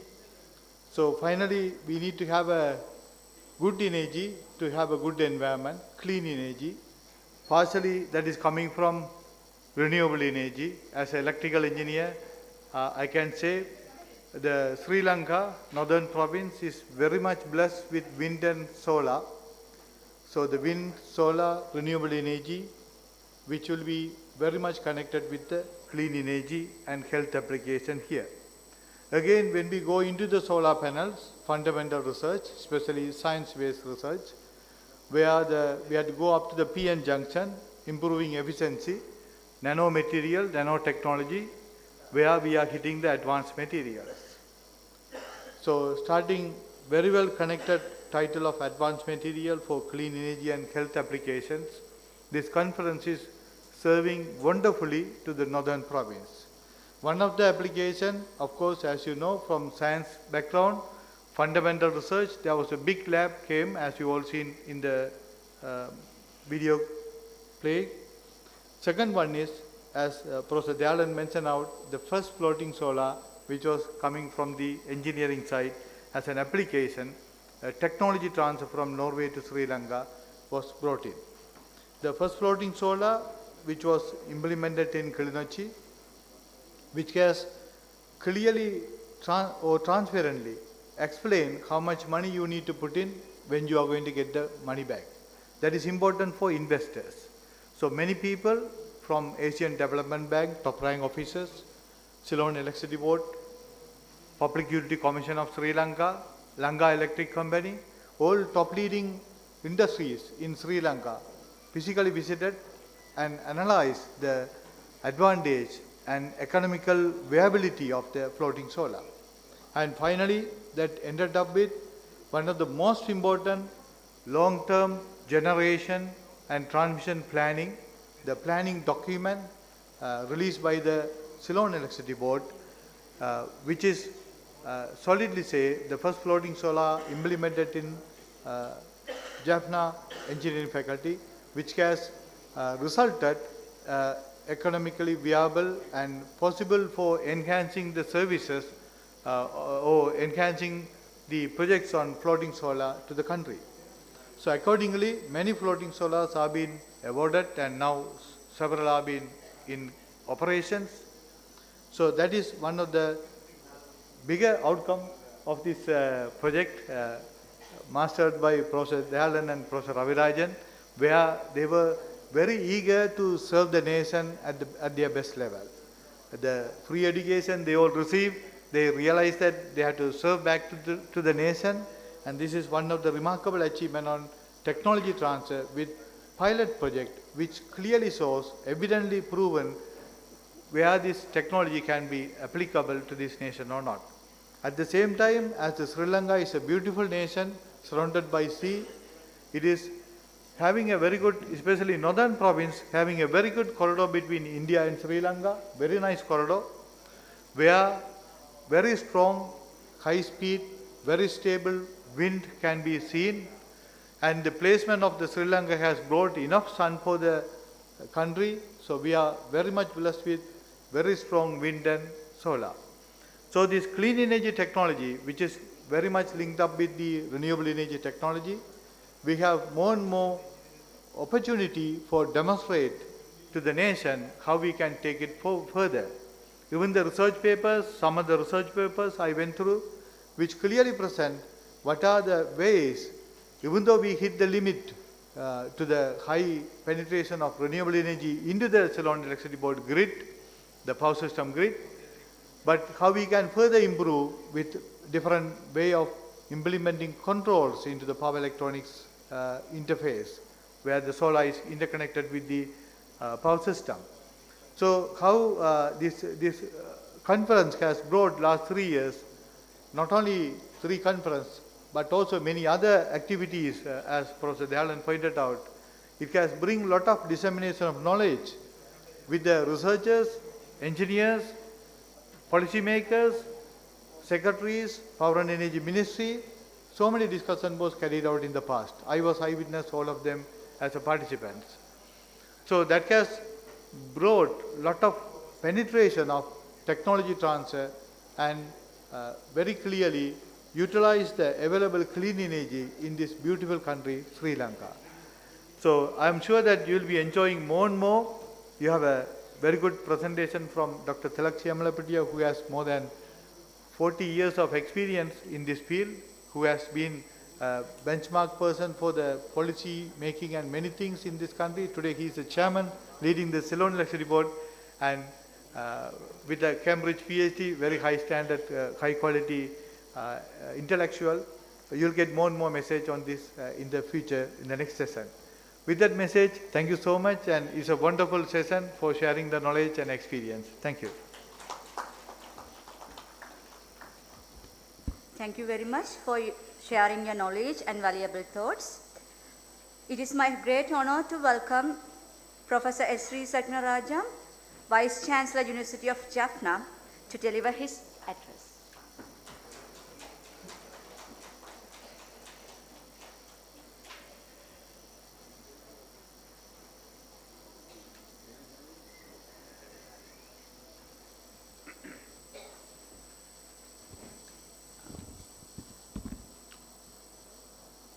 திருச்சிற்றம்பலம். சீலமாய் வாழ சீரருள் புரியும் ஞாலம் புகழும் ஞாயிறை போற்றி, சுந்தரா போற்றி, சூர்யா போற்றி, வீரியா போற்றி, வினைகள் களைவாய். So in this hymn, we salute the sun god, sun deity, because that is a primary energy source anyway. But in a way, you don't need the adjective clean for energy. Energy itself is a celebration, is a gift. And I am a mathematician, you are most of them are physicists. The conservation only governs in the energy. So anything is said in Tamil proverb, alavukku meerinal amru nenchu. So due to our greediness, we have been extracting energy from undesirable sources and creating some unfavorable combustion in the environment. We call it a pollution, but it's not. Carbon dioxide is also very much wanted in our life. It is needed. So here we have a dilemma in the science.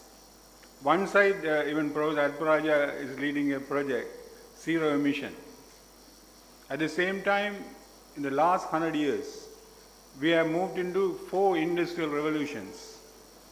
In 1909, Albert Einstein, he came up with the explanation for photoelectric effect.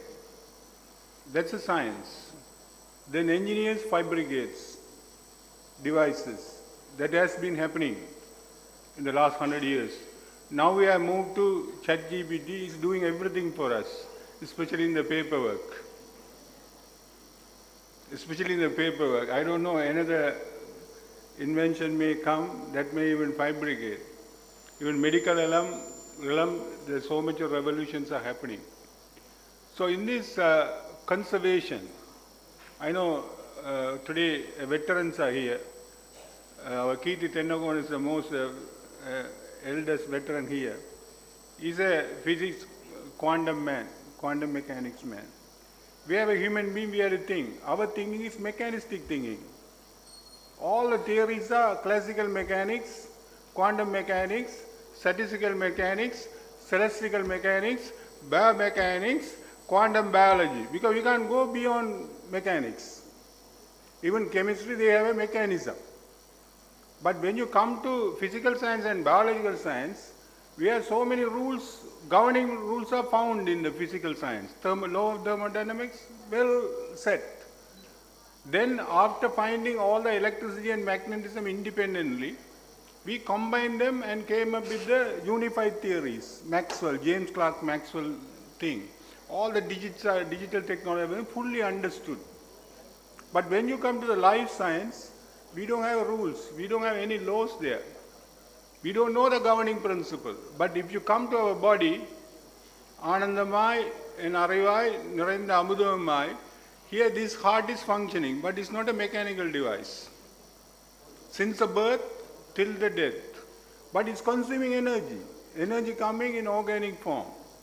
Okay, in the name of food, now you are enjoying your short deeds and tea. It's coming. No solar. But the solar is converted. So the important thing, fundamental thing, in our Ravi's laboratory, another man is there, Vigna Ruben. He also got some grant from a HEAD project and opened a laboratory. I opened it. That is, the laboratory is called energy storage and transformation. This is the only thing we can do with energy. We can't create energy. The storage is done. Already now we are enjoying the fossil fuel, coal. It's a stored thing. From the creation, sun itself, the galaxy system is created. It's expanded. So even the plants are constantly working to convert the energy into other supply chains. No, herbals are doing, pharmaceutical things are coming, foods are coming, even some animals are eating the food. That is called integrated farm. We have in agriculture faculty, we have an integrated farm. I am telling the philosophy right. Because the problem in the modern world is the greediness. Even top producers of, this excess matter because of people greediness. The demand for electricity. Today, our chairman, electricity board, Shyamla Patia is here. He knows. Because he now says our supply line is excess in Sri Lanka. The demand is not there because our industries are not expanded yet. At the same time, when you come to renewable energy, people are willing to go because this is now fashion now. And no more grid system is there to convert it. Tesla became famous because the storage charging system he developed, Elon Musk, even before putting the car on the road. So it's now our president and the new government, even the vice chairman is a part of it, he launched an initiative. The Gomikama from US came as a volunteer and helping the new government. The new Sri Lanka, there's a title, This is a democratic socialist republic of Sri Lanka. Now only the socialist government has come to actually govern, but the name is there. After 75 years of independence. And they are also putting a word, clean up Sri Lanka. What is the problem with Sri Lanka? It's a Srindip. It's already by design, by gift, it's a clean place. Who polluted it? Our greediness, excess. Even the Lord Krishna says, not more than necessary. Not more than necessary. You go and open up your wardrobe and see how many things actually you use it. Even our laboratories, Vice Chancellor, I know in the procurement committee sit, I know most of the things they are not going to use it. Rotating chairs, tables, fancy things. You know, these people, academics order these things even under loan system. I see this. So these kind of things are there. But the problem is energy conservation. Kiri Tenagon is I fond of him because he thinks mathematically. In mathematically, how do we think in a dynamical system? Even any energy system, any physics, we write down the Hamiltonian first. That's the most generalized mechanics. In the Hamiltonian, we see the degrees of freedom. Every particle has 3 degrees of freedom. Number of particles create 3 in dimension. Then you write down the Hamiltonian energy. I know all of you have done at least for exams. I don't know whether you understood or not.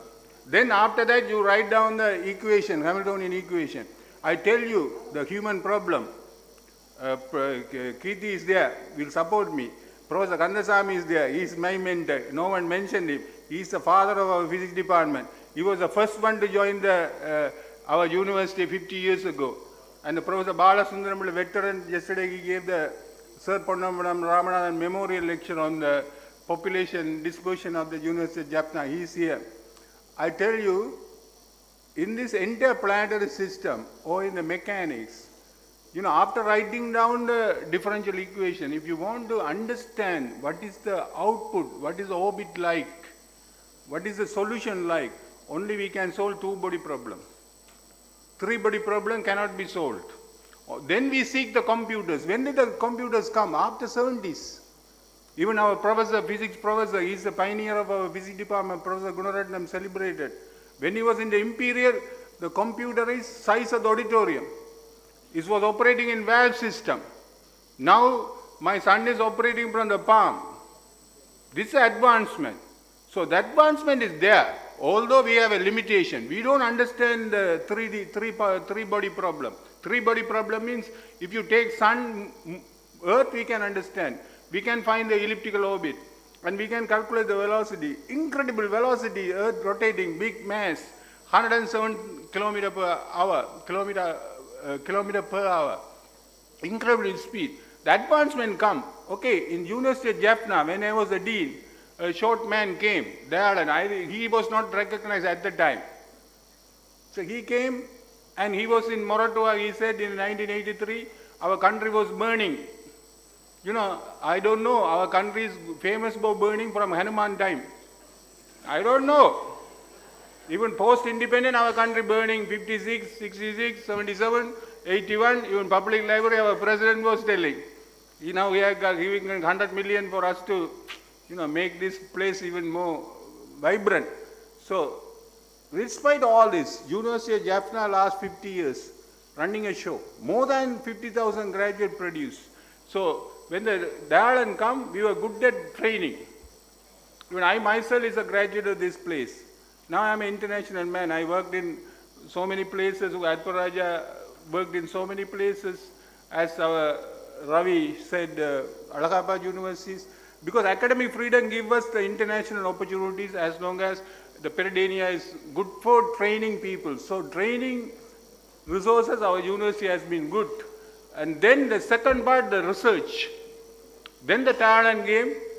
Then the Norway Royal Embassy and the country, people of Norway and the Western University Norway have given us a hand. And also the idea of bringing the knowledge. And our Coimbatore friends came, the CIT, then we collaborated. The collaboration is a simple thing because we are individual, we are unique. We don't need a big explanation for this. We are unique. We don't stay together like this, but we stay together to punch, to eradicate problems, to face challenges. Only this join. So we join together time to time in addition to our work. So the island was a blessing. Then, of course, in the earlier, one of the oldest book is said, oldest book, that is the book of Lord Krishna, the Mahabharatam, and Bhagavad Gita is said, if you want to do good things mean that bring forth support of existence. That's called dharma in Sanskrit. So Vidya Dharma is the best. The knowledge, dissemination and creation is the best. Then in the Bhagavad Gita is said, little advancement of knowledge may save you from the greatest fear of your life. That is the jab we had the corona time. Little thing. The virology, it gave. Insulin, found by accident. Now even diabetes, no problem. We live longer. So many other things, not only medical, in the physics, the digital technology working. We are capturing all the events in the University of Jaffna. It's in the live stream now. Because the little addition is happening in 100 years. Even 100 years ago, I was with the medical faculty in the blood transfusion day. I was surprised. 100 years ago, the man, blood is given to another man without any identification of groups. One man to another man. Even the group identification, A, B, O, and this was not there. Just imagine the status. So advancement. So this advancement of material. I sit in the plane, I don't see any iron thing now. Everything is a material, is a plastic. Light things are coming, light cars are coming. So everything welcome. So in this regard, so this Lord Krishna said 3 things are important. Funding. Without Lakshmi, nothing moves. Even we also very careful. Chairman is there, I am there. We are very careful about our pocket. Anyway, the due salary. We don't want to. Sri Lanka is famous for misappropriation of money anyway. That is rock bottom economically we hit. So this part is there, funding. So we are very grateful to Norwegian Applied Science putting a project and attracting the money from the Norwegian government and Norwegian people. Dalan was a graduate from Moratuwa. Due to 1980 riots, he had to leave. He had to leave with a humble, like Einstein left Jews, left Germany, then went to Switzerland, went to US, brought the glory. He was running for his life. Dalan was running for life. Then he brought now our Rajabaksas, Lakshman Disanayakas, all have been wonderfully collaborated. That is the education is all about. Now we are going for the post-independent Sri Lanka. That is the slogan of the present government also. Mainstreaming, nation building. Jaffna is prepared to lead that. That's what we are saying that. We are also part of it, sir. That's what we want to do. So Dalan went there. Then my master used to tell me, first funding, then the knowledge. Funding alone with money, there are so many Arabic countries are there are so many wealthy countries are there not delivering anything. Funding plus knowledge. Funding, minimal funding, but the knowledge comes from scientists. They work in solitude. That's what Alan said. They work in laboratories, hours and hours. Observing. I know a man, that is Michelson Morley. The interferometer is there. They were sitting in the mountain for 16 years to detect whether the ether is there. They found the interferometer. So patiently, some people are in the Skylab, patiently, waiting. So knowledge and then the sacrifice. Today our team led by Professor Ravirajan and his co, not everyone cooperating. That is the nature of the world now. But the funding, the knowledge, the gathering of the scientists, the collaboration, and the esteemed universities, Alagappa and CIT, Institute of Technology, Muthukumar Swami, a very simple, humble, ordinary looking man. He left now. Yeah, he's here. And their team, the collaboration. So knowledge doesn't come from alone. I know I work with my supervisor, then my student work with me. It's a big community. Then we are on the platform of others. We are sitting on others' shoulders and discovering. It's a ascending knowledge. So this pattern is there. It's coming from publications. So that's what in very famous thing in Sri Lanka say, Sangan Charnam Gacchami. I tell a small story and finish it off. One young man goes to the road and looking after the graduation, looking for job, then looking for real world. He was looking around and wondering. Then he found somewhere in the village, someone sitting under the tree. People are going and offering fruits, sweets, food. And that man is with a very humble cloth, even no shirts, no coat, no shoes. People are offering respect, obeisances. Then young man asked other people, why do you pay respect to this old man? He doesn't look very smart, very wrinkled, very ordinary cloth. Why do you give respect? Because that people said, that man is a wise man. That's what we are going. He gives us a lot of wisdomic thoughts. That's what we are going and offering. Then after these people dispersed, that young man went to that old man and asked, hey, old people are coming and giving respect. I asked them, why do they pay respect to you? They said, you are a wise man. And I would like to know what is the secret of becoming wise. What is the secret of becoming wise? The wise man said, hearing from the wise, you become wise. So today, wise people are gathered here. You are from the high terrain, from Himalayas, because you elevated yourself after so much of dedication and commitment. You are expert in something.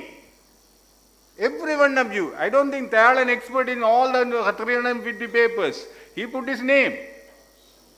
He is expert. Ravirajan also expert. Balakumar is another collaborator. He is expert. So expertise on the sub-theme. Rajabaksa has one of the celebrated young senior professor of the Peridania has, could you believe? I was shocked when I hear he has more than 25 or 30 PhD students. So many grants to map. So his name appears anyway. So, but his student works. It's a collaboration. Hearing from the wise, the conference is all about that. So as a University of Jaffna, it's a knowledge shrine of the region. This has a 200 years of Western medical undergraduate history. Even Sri Lanka has 100 years of humanities history. The College of Colombo. So it's a wonderful place. Traditionally, the genes are there. The connectivity has come. The new government has come. They want to embrace in the nation building. So it's a time for us to collaborate. So I would like to thank Dayalan and Ravi. They are two short people, right? Like they are very dynamic and they brought glory. They brought more than 400 million of laboratory capacity development in this place. I don't know how our university mother, the lady in the Golden Jubilee year, definitely will help you. I tell you a final thing. The integration, now multidisciplinary research people tell. No, what is multidisciplinary research? It's an integration. How many? Liver working, kidney working, heart working. So many things are working. Then only I can exist. If I go to integration, our agriculture farm, integrated farm, okay, you have a paddy. It gives you grain. There is a weed. If you take the weed, we take the weed. And then we feed the cow. Cow gives milk. So wheat become a milk. The paddy give a rice. Then the old paddy goes to cow. The cow dung go to again to the paddy as a fertilizer. So we are integrated. So I am a mathematician, you are physicist. Then our vice chairman is a agriculturist. And our Atporaya is an electrical engineer. Our chairman, electricity board is here. I want to give a address. Laxman Disanayaga, topmost physicists on the area, Kirti Tennagon. So what else you want? I tell you one story again. When the Ramana Maharshi was in Thiruvannamalai, he was with a Kovanam. Not even anything. With a Kovanam. He never went even anywhere after going to that mountain cave. Then somebody asked, come on, there are holy places are there like our Kumbh Mela. Entire world going. Why don't you go anywhere and sitting here? Then he said, if you become deserving, purifying uranium, when the pure form, then the Ganga will come to you. Similarly, anything will come to you. So after showing this, somebody else brought the Ganga water to him. Then he was enjoying it. Similarly, Jaffna became deserving. That's what you have come. And now I am so blessed, and our students are so blessed to witness all of your presence here. This all happened within the last 10 years. Because 30 years we were under conflict. We sustained this place. Now we have produced more than 50,000 graduates. Our hospital, one of the best teaching hospitals, Gaul, Jaffna, Colombo, Kandy. And Jaffna, 110 consultants working. All are Jaffna products. Now the largest faculty numbers in the university system in Sri Lanka, 12 faculties. Our students perform wonderful dance. 1,000 doing performing and visual arts. Indigenous medicine, another 5 years. Agastya's book, we are the people running a course, 5 years course, indigenous medicine. So it's a wonderful place. You are always welcome to give your input to us. So we have been recovering from the conflict. So we are looking forward to collaborate. Our diasporas are all over the world. If government permits, they also will come and add. We are the people running so many programs. We were very grateful to Dayalan and Ravi for enduring this wonderful collaboration, not for a year, not for the it's more than a decade. And it's growing. Maybe sky is the limit. Thank you very much, ladies and gentlemen.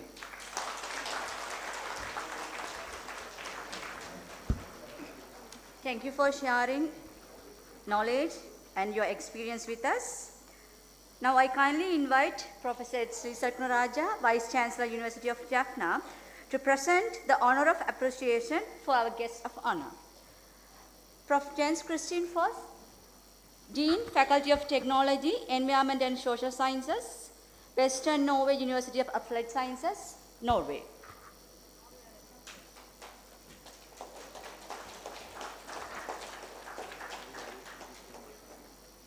Professor Ravi Ganeshan, Vice Chancellor, Allahabad University, India.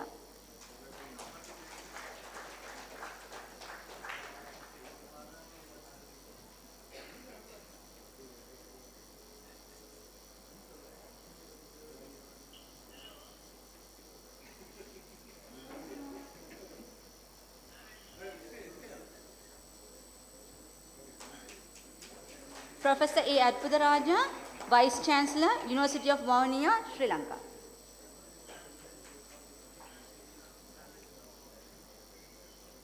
Thank you.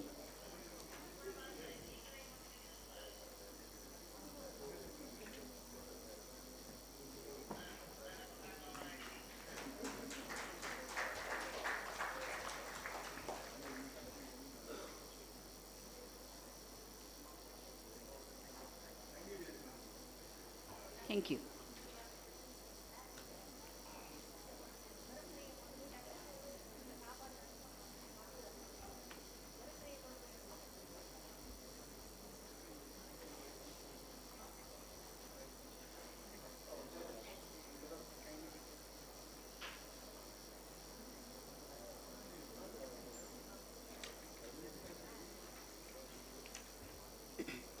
To express our gratitude to all who have contributed to the grand opening, we have with us a key member of the organizing committee, Professor M. Thanigachelvan, Conference Secretary, will now deliver the vote of thanks, acknowledging the efforts that have made this day possible.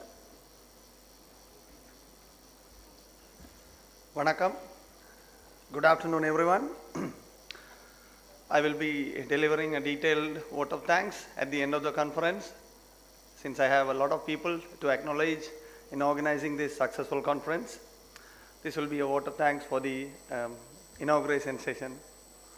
As a secretary of the Third International Conference on Advanced Materials for Clean Energy and Health Applications, it is with immense pleasure and gratitude that I stand before you today to deliver the vote of thanks at the conclusion of the inaugural session.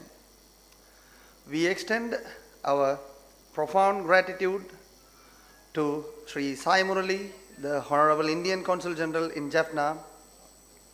Your participation underscores the strong collaborative ties between our nations.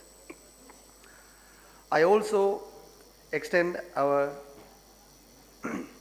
sincere thanks to the Governor General, Honorable Mr. Nagalingam Vedanayahan.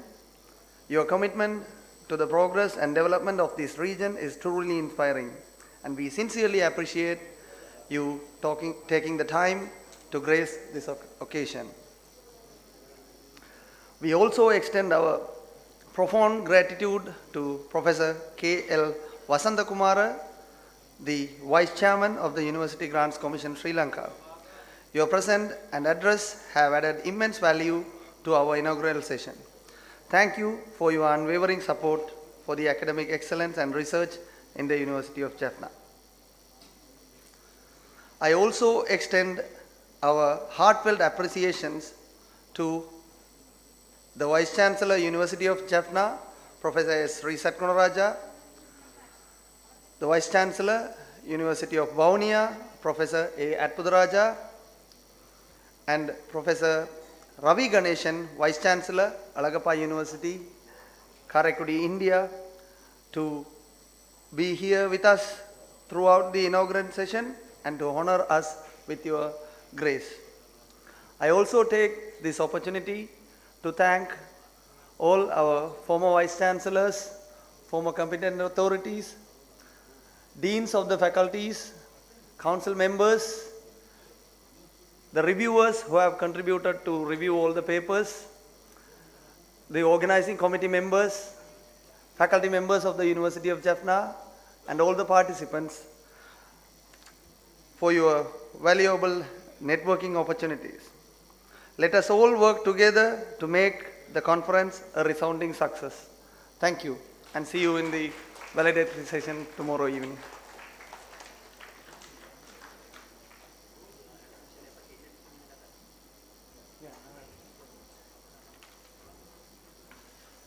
Now we are moving to the real conference now. So we are going to have the technical talks. I kindly request our esteemed guests to have your seats in the front row.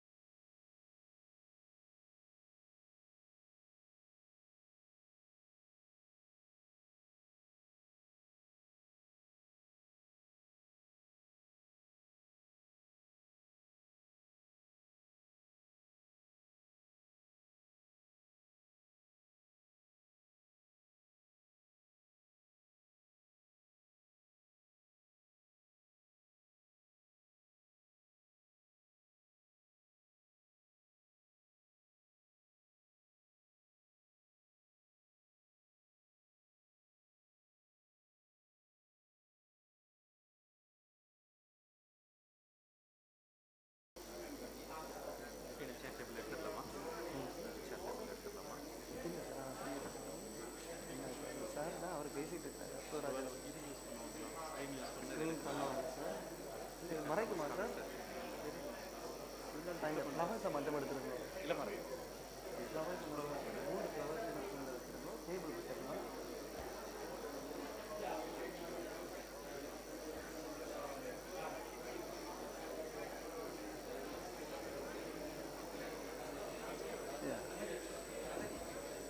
I kindly invite Professor A. Adpudaraja, Professor in Electrical and Electronic Engineering, Faculty of Engineering, University of Jaffna, and Vice Chancellor, University of Vavuniya, to introduce our keynote speaker, Dr. Tilak Siyambalapitiya, Chairman, Ceylon Electricity Board, Sri Lanka.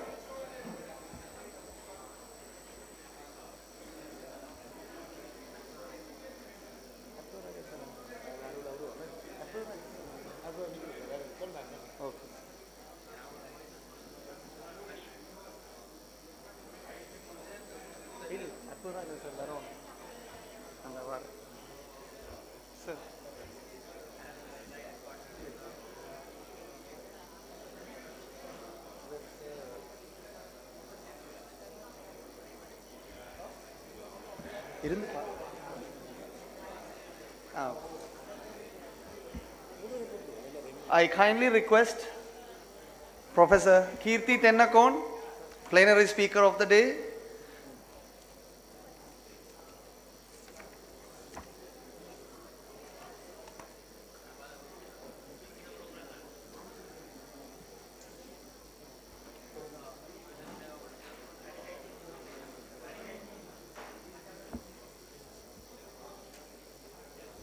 Professor Swain Guna, Plenary Speaker of the Day, and I also invite Dean Faculty of Engineering, Dr. Ganeshwaran, and Professor Lakshman Disanayaka sir to have the seat in the podium.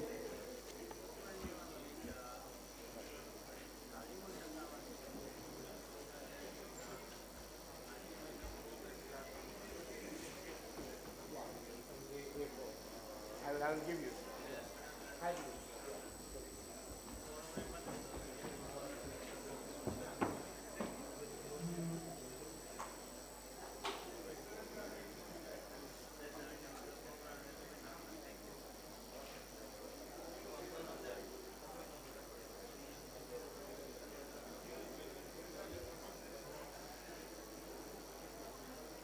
I kindly invite Professor Adpudaraja, Vice Chancellor, University of Vavuniya, to introduce our keynote speaker, Dr. Tilak Siyambalapitiya, Chairman, Ceylon Electricity Board. Good morning to all of you again. Dr. Tilak Siyambalapitiya is a distinguished expert in electrical engineering, obtained his PhD from University of Cambridge in UK in 1988. With 12 years of experience in the utility planning in Sri Lanka and Saudi Arabia, he co-founded Resource Management Association Energy Consultant in 1999. That was his own company, contributing significantly to the energy sector until 2024, almost about 25 years after his formation of the industry. A strong advocate for clean energy, Dr. Tilak Siyambalapitiya played a major role in shaping Sri Lanka energy policies, serving on National Policy Committee from 2008-2019 and the Renewable Energy Policy Committee in 2007. He currently leads the Ceylon Electricity Board as the chairman, topmost position of the Sri Lanka electricity major generation and transmission and distribution sector, which is called Ceylon Electricity Board. And also, he is steering the nation towards sustainable energy solutions. I had a very great pleasure to work with him in the past. For example, one of the Mannar wind park, so many renewable energy projects. He took over the studies in 2008 and worked very hard and finally brought that very sustainable energy technologies to the country as implemented in Mannar. 100 megawatt is one of the power project, because that was he was the team leader of the study team which was proposed to the government, and finally it was implemented. Today the Mannar 100 megawatt is giving about $500 million, that means 500 million rupees per month as an income to the country. Over to you, sir.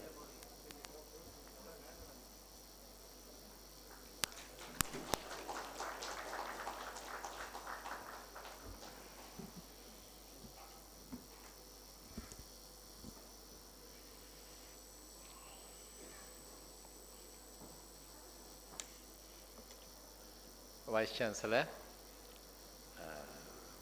Deputy Chairman of University Grants Commission, Professor Velayuda Pillai, Professor Ravirajan, and my colleague Professor Atputharaja, esteemed guests, delegates, and my dear students.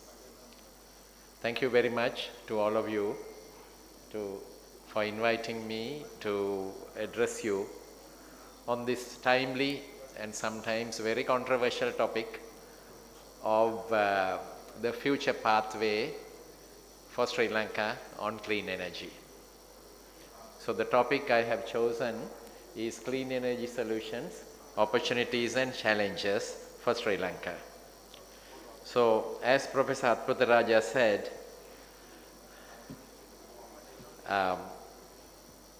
about 15 years ago, Professor and I were in a team to prepare the master plan for wind power development in Sri Lanka. So soon after the end of the conflict, we set up a wind measuring system in Mannar, and that was the first time a ground-based measuring system was set up. And within weeks, we knew that it was the best site that we have ever come across. And that was the time that satellite-based information was not so well developed to measure wind velocity remotely. So I'm personally happy that there is 100 megawatt in operation in the area today, another 20 megawatt in operation by the private sector, and another 50 will enter construction within the next month, and another 100 megawatt was put out for bidding just 2 days ago. So a lot of development is happening, and at this point I can also tell you that we are also conceptualizing a wind power project in which we allow the small investors in Mannar to deposit or rather invest small amounts of money and get a return better than the bank deposit rate. So we are still conceptualizing the idea.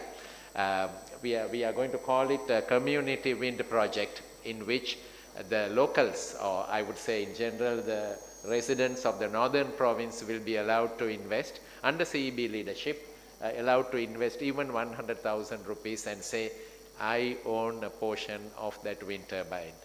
So anyway, clean energy solutions and opportunities for Sri Lanka.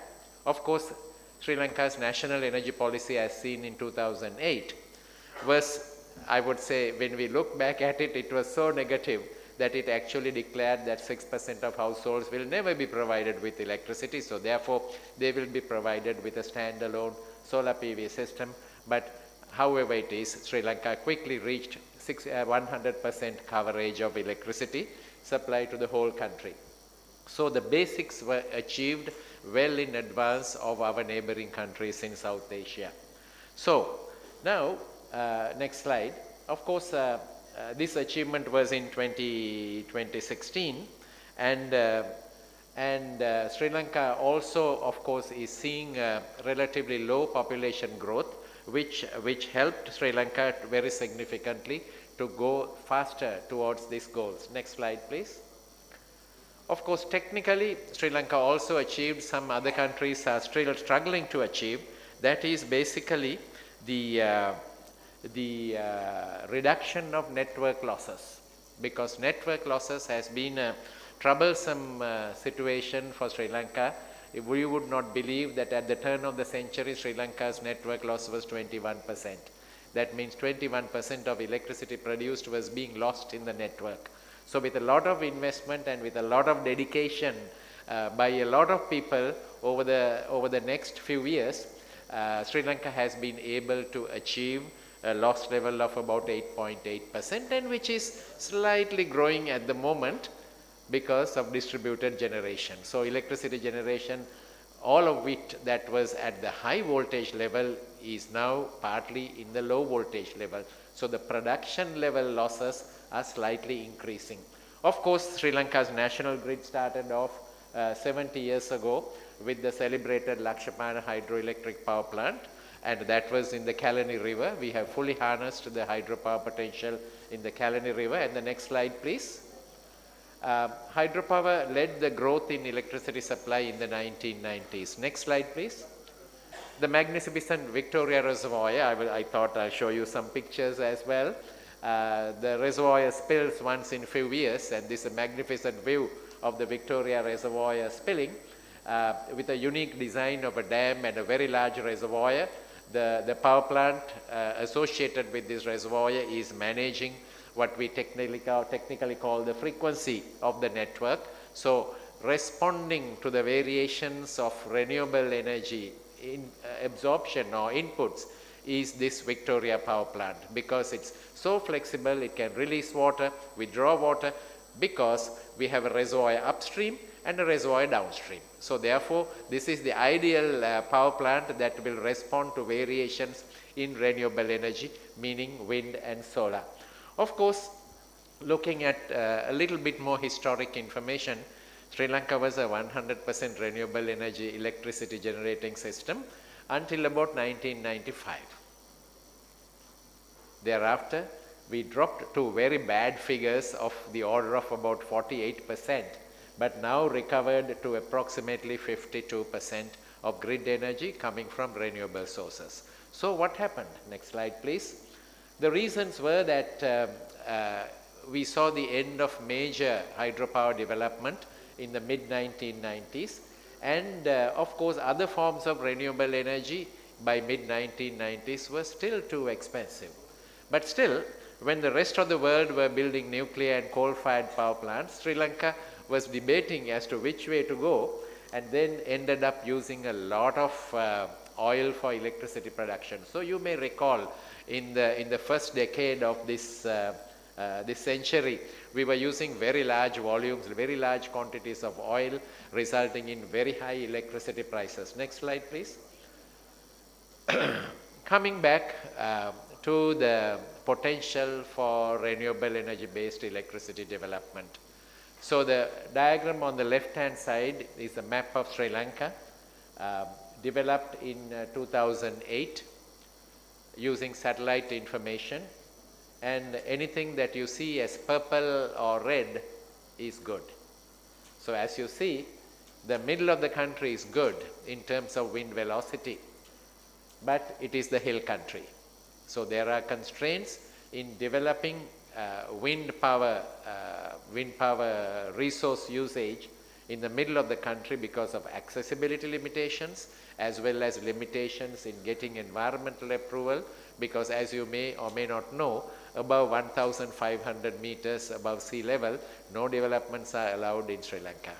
So winding roads, difficult terrain cause certain difficulties, in addition to the low air density that we have in this area, which causes the energy of wind to be lower, although the velocity is good. But then, the same slide please, don't push back. Okay, that's fine, just hold it on. The next resource area, as you see on the west coast, was Putlam, Kalpitiya belt, and that has already been almost all fully harnessed. Soon after, the wind equipment came down in price, particularly by 2008, 2010, Sri Lanka started offering a standardized feed-in tariff for wind power developers. So that catalyzed the process, and the first group of wind power developers came in Putlam on the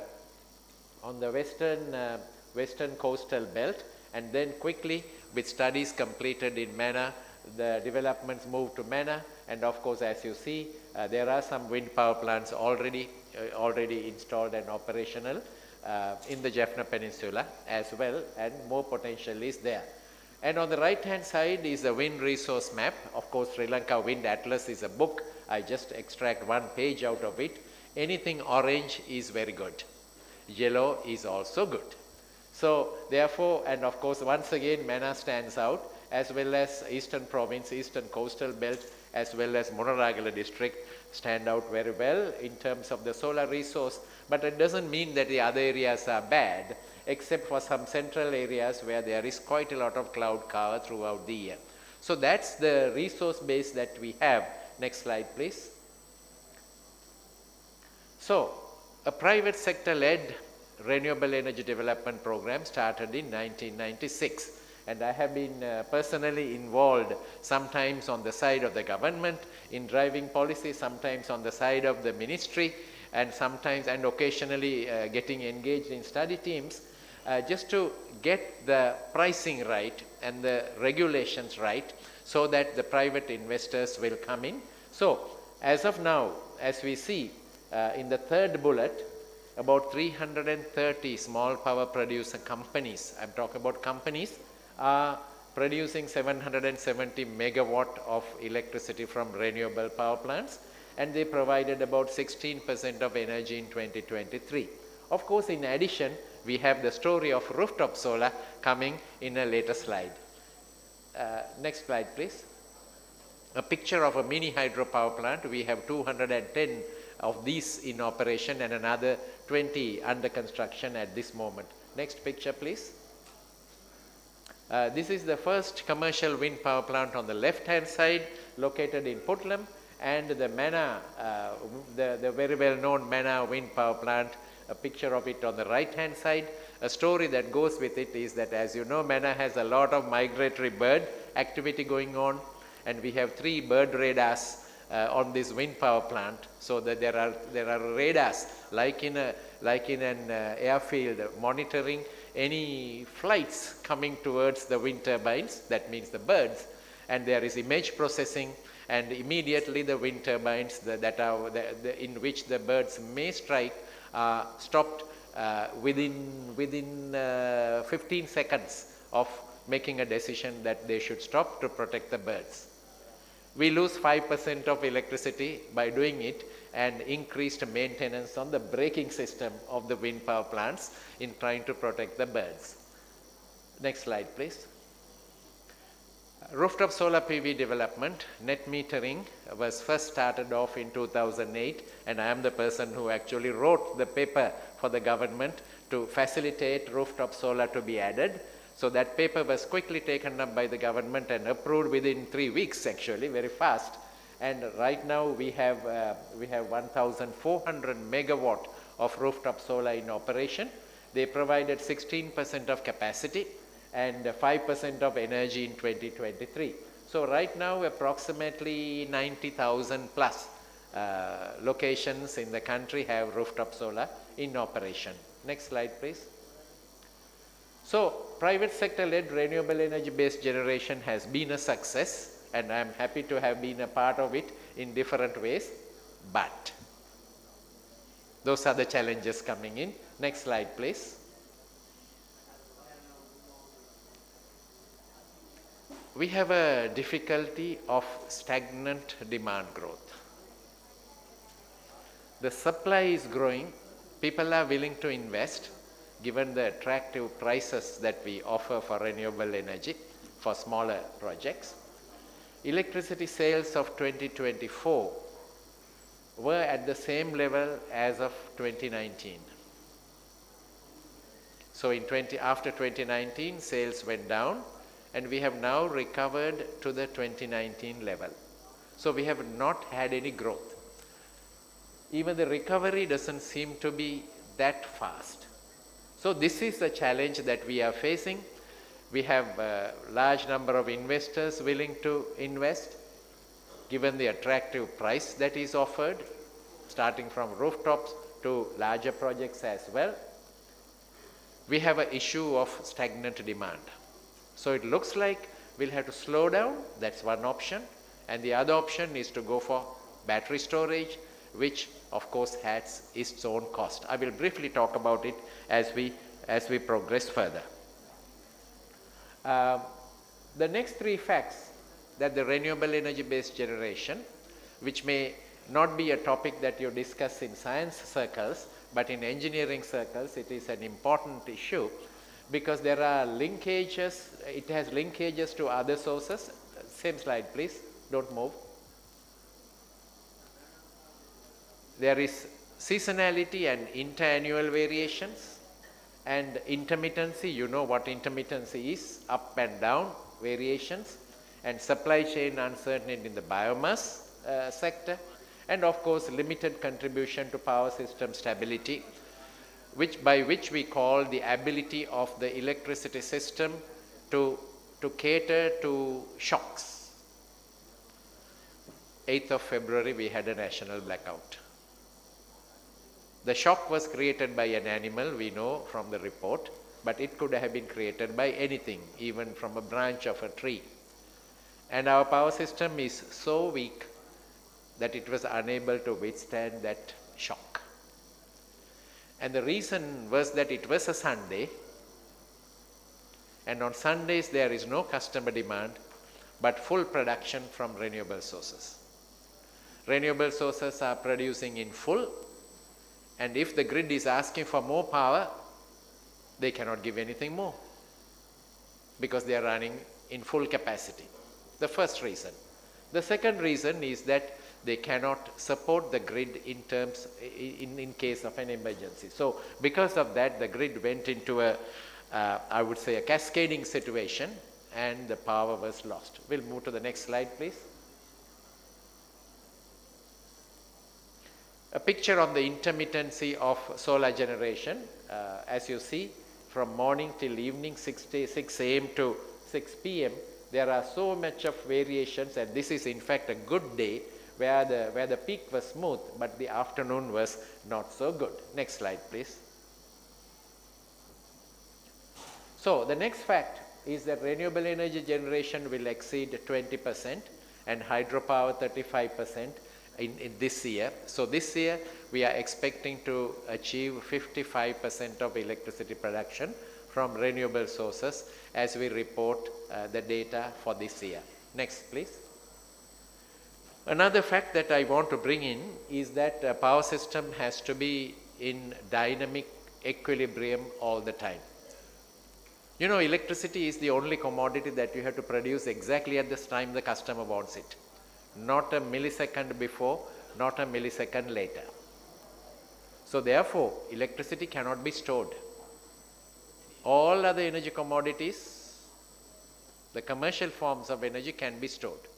Electricity can be stored either in a battery or in the form of water in a reservoir.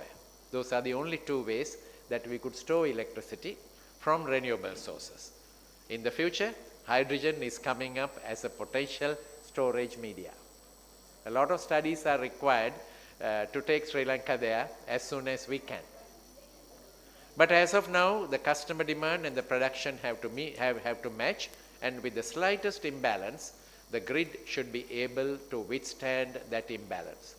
The traditional way of balancing it is through mechanical inertia, which means if there are rotating electricity generators in the system, if there is an additional demand from a customer, the rotating generators will deliver its rotational kinetic energy as electrical energy for a few seconds until more power is brought into the grid in the form of water from a turbine or more fuel to a turbine as well. But with the grid becoming more and more renewable, and there's nothing rotating in renewable sources, there is no stored energy to support the grid when the customers want more electricity, or suddenly a customer says, I don't need this electricity for the next in the next second. So the balancing of the grid is becoming increasingly challenging as we see now, and we need to bring in, of course, proposals are there, actions are being taken to resolve the problem. Next slide, please. So An electric power system should be resilient. That's the point I want to drive in. It's a challenge for it to be robust and to have the adequate redundancy, and it has to be smart. Of course, the smart is a very popular term, but it has a lot of meanings, very deep meanings when we talk about a power system, when we talk about a smart power system. Of course, it should be able to recover very fast. So this is the picture I told you of a Sunday. This was not the Sunday that we lost power, but a subsequent Sunday. So you can see there's a large valley in the middle of the day. The curve goes from midnight to midnight. So this valley is filled by rooftop solar. And being a Sunday, the demand is very low. So therefore, the orange patch are the oil burning power plants. There are oil burning power plants because we are in the dry season now. So when it is dry, we do not have enough hydropower. The blue patch is very low. And therefore, of course, this is our main thermal power plant in Putlam. So that was also reduced to accommodate the rooftop solar block which comes here. It's a large rooftop solar block which has a height of 1,400 from here, 1,400. So with that, the stability of the grid is very weak, and we are running this risk almost every Sunday. Almost every Sunday. Of course, with more battery storage coming in, we hope to rectify this situation as we go in, so that we can put some of this energy into a battery and discharge it in the night. But then again, we have to be very cautious, because a battery, if you charge it today, has to be discharged overnight to be recharged tomorrow. But what if we have very large hydropower coming in the wet season? Would we ever have to spill hydro to enable to discharge a battery so that the battery can be charged tomorrow? So all this have been modeled very carefully, and it will happen the way we plan if the demand grows as we expect. So if we look at we are working on the 2023 approved plan. We are 14% below the approved plan of 2023 for this year in terms of customer demand. We are 50% more in terms of renewable energy contribution for this year as seen in 2023. Of course, we work on a 20-year rolling plan, so the plan is being updated for this year for the next 20 years. So Sri Lanka's power system is weak and it is not yet smart, and a number of things have to be done to make sure that we make it smarter and manageable. Next slide, please. The next fact, Sri Lanka's electricity costs are high. We have to accept it, and I have to qualify it saying that the prices are not so high, but the costs are still high. Let's see how costly it is. I'm sorry, the slide has not come out very well. What this shows is that the cost of electricity production and delivery, which has energy costs and other fixed costs, is 31 rupees for a unit of electricity. In many states of India, this is 18. This is 18 Sri Lanka rupees. But we are at 31, the cost, but you will be surprised that the price is 24. The price is 24. So I am leading an institution that is loss-making at the moment, since last January. January was the price reduction by the Public Utilities Commission. So until then we were making profits and everybody was talking about our profits, but now nobody is talking about our profits. All those profits were actually used to settle debts. So it's not that we have taken the profits home. We would like, of course, an institution to take profits. Not only the renewable energy suppliers to make profits, but the electricity supplier also should make profits because the asset belongs to the people. So the people should see at least a minimal return on the investment that they have made through taxes into the electricity board. So where are we heading? What are the challenges? I told you 33 is the cost. Our target is 25. 25 to the customer. True cost, true price. And we are setting a target to get there by 2030. From 33 to 25. So therefore, as you see, our production cost of electricity should go down from 22 to 14.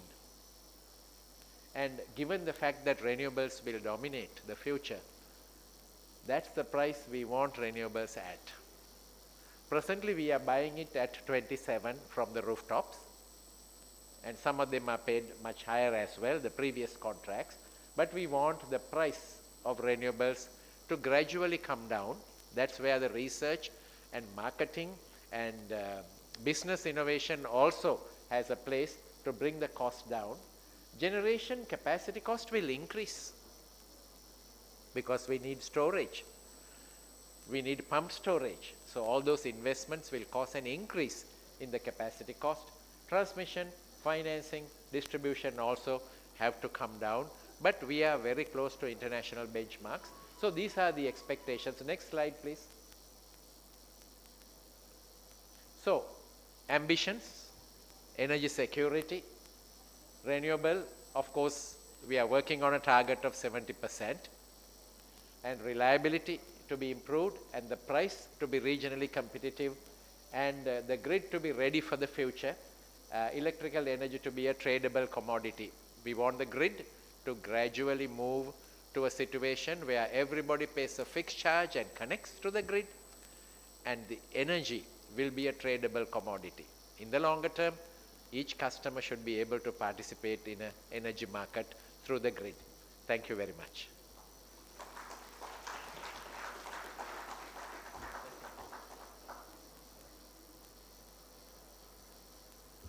Thank you, Dr. Tilak Siamalapitiya, for your insightful keynote speech to open the technical sessions of the university. Now, I kindly request the session chair, Professor A. Arpudaraja, to hand over the memento to our keynote speaker, Dr. Tilak Siamalapitiya.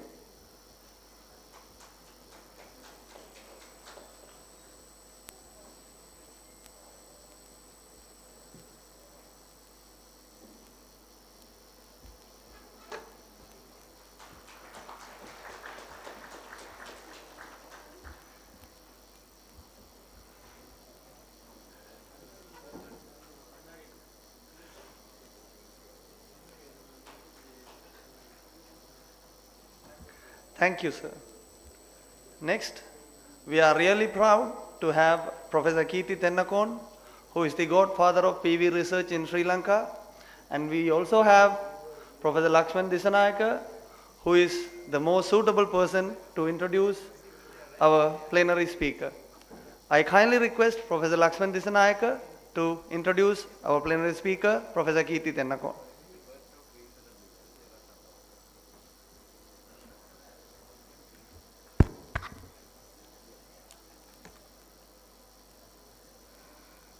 Good morning, ladies and gentlemen.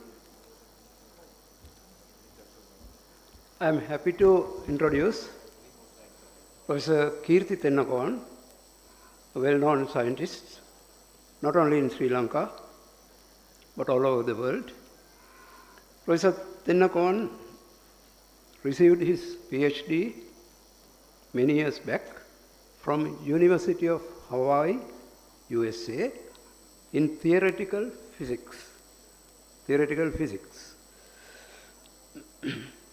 Then later, he was attached to University of Sri Jawadanapura as a lecturer, then went to University of Ruhuna as the first professor of physics at Ruhuna.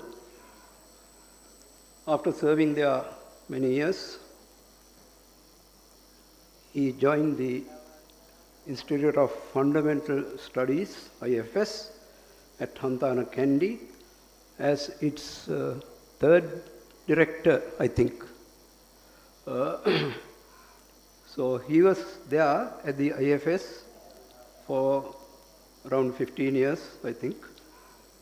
And what is more important is that Professor Tennakon is a leading scientist pioneering researcher in the area of dye-sensitized solar cells and many other research areas, but primarily in dye-sensitized solar cells. In the mid-1980s, Sri Lanka was among the first 15 or so research countries in DSSC research. And Professor Tennakon published his first paper on solid-state dye-sensitized solar cells, first in the world. Before that, Professor Gretzel has published dye-sensitized solar cell, liquid electrolyte based. So Professor Tennakon get the credit for publishing the first solid-state dye-sensitized solar cell. Professor Tennakon, as I mentioned earlier, is a theoretically trained physicist, but later he became an expert in experimental physics, solar cells. And he has a very capability of handling not only scientific research, but any problem, any issues, using basic concepts. He starts solving the problem from very fundamental concepts. And he has many other capabilities. Of course, he has trained many students at postgraduate level who are serving in different capacities in Sri Lanka and also in other countries. He is still active in research, and he published papers still, currently attached to Georgia State University, USA. So he has a very high H-index. So without taking much time, I'd like to invite Professor Kirti Tennakon to deliver his address today. Thank you.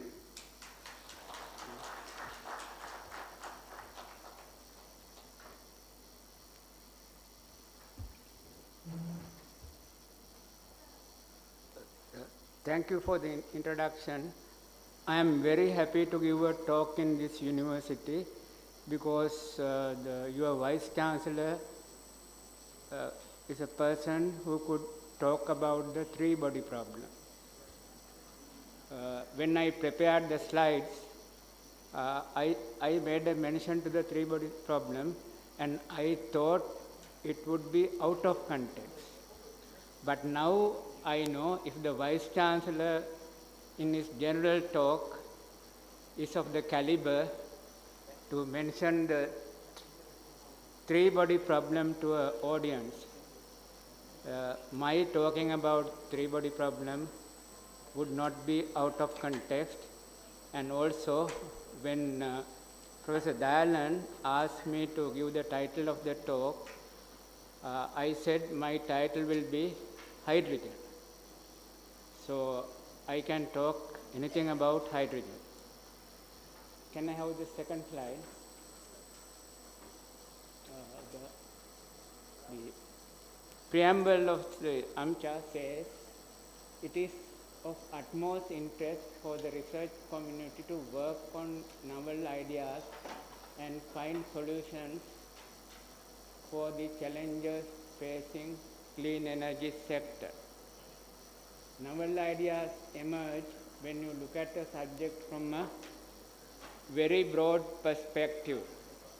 So my talk will be an assortment of things about hydrogen and few descriptions very relevant to material science. Can I have the next slide, please? Next slide, please. Hydrogen was first discovered in 1541 by Paracelsus, who noted that a new gas is released when iron reacts with acids. Much earlier, Ayurvedic prescription says when iron filings lime juice and salt are grounded, a remedy for anemia, bubbles are generated. That prescription is called Yabora Rasayana. Future prospects for hydrogen production could also be iron rather than electrolysis. Next slide, please. Hydrogen is the most abundant element in the universe. 92% of matter is hydrogen. This is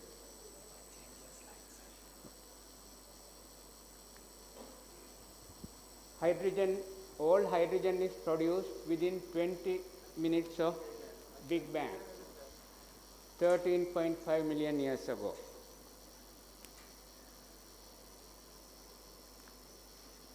Sun is powered by hydrogen, and our Vice Chancellor also talked about this, and he talked about pollution. When you get sunlight to the earth, there is no pollution on the earth, but there is pollution in the sun. But who cares? Astronomers talk about a thing called the metallicity. Metallicity increases near the sun and get polluted. There is smoke, carbon, and metals around the sun. But who cares? Because we get free sunlight.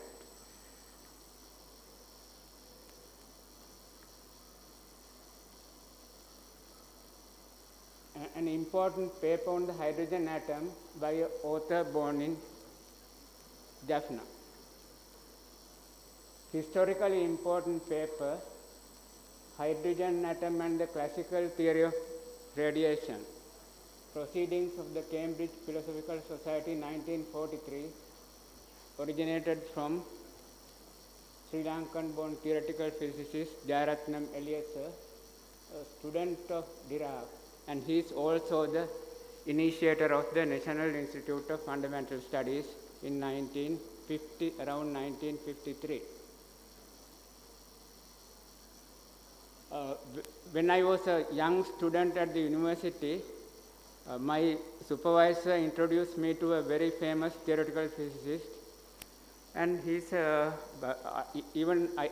I was scared to shake hands with him. I was just in my early 20s. Then he said, you are from Sri Lanka? Oh, Sri Lankans are good in theoretical physics. And he said, Jayaratnam Eliezer. And he said, British Royal Society, they also asked the most eminent people to write an essay on the radiation and the interaction with matter. The essays submitted were from Richard Feynman, a Nobel Prize winner, Schuinger, another Nobel Prize winner, Jayaratnam Eliezer. But Jayaratnam Eliezer got the prize from the Royal Society, but not Feynman and Schuinger. But later, Feynman and Schuinger got the Nobel Prize for theoretical physics on the theory developed by Dirac.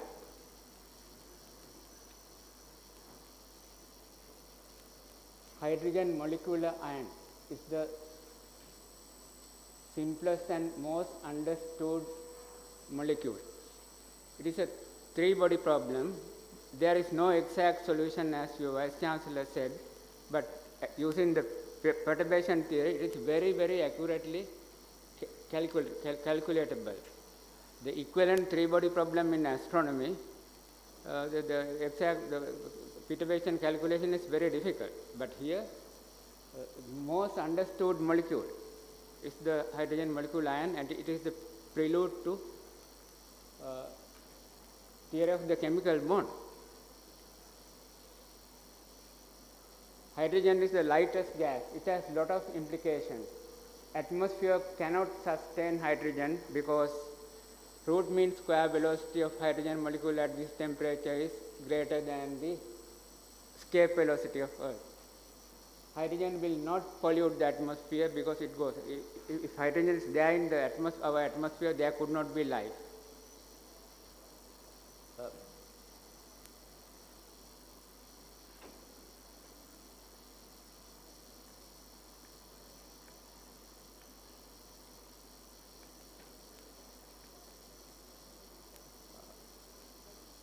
but there are very, very small quantities of hydrogen in the atmosphere.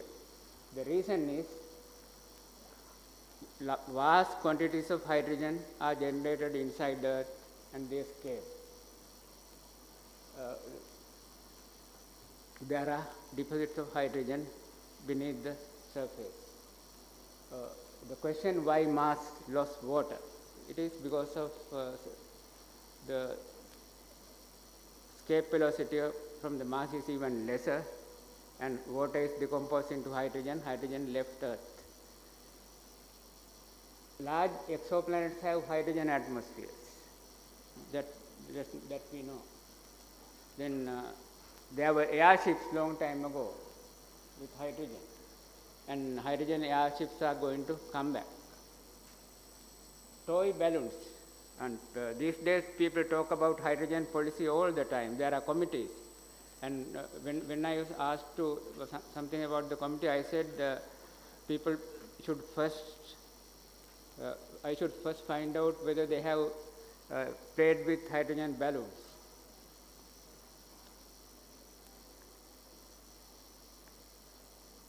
Why Mars is red?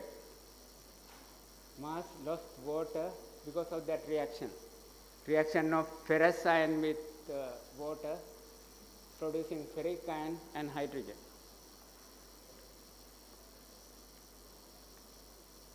Floating hydrogen balloons.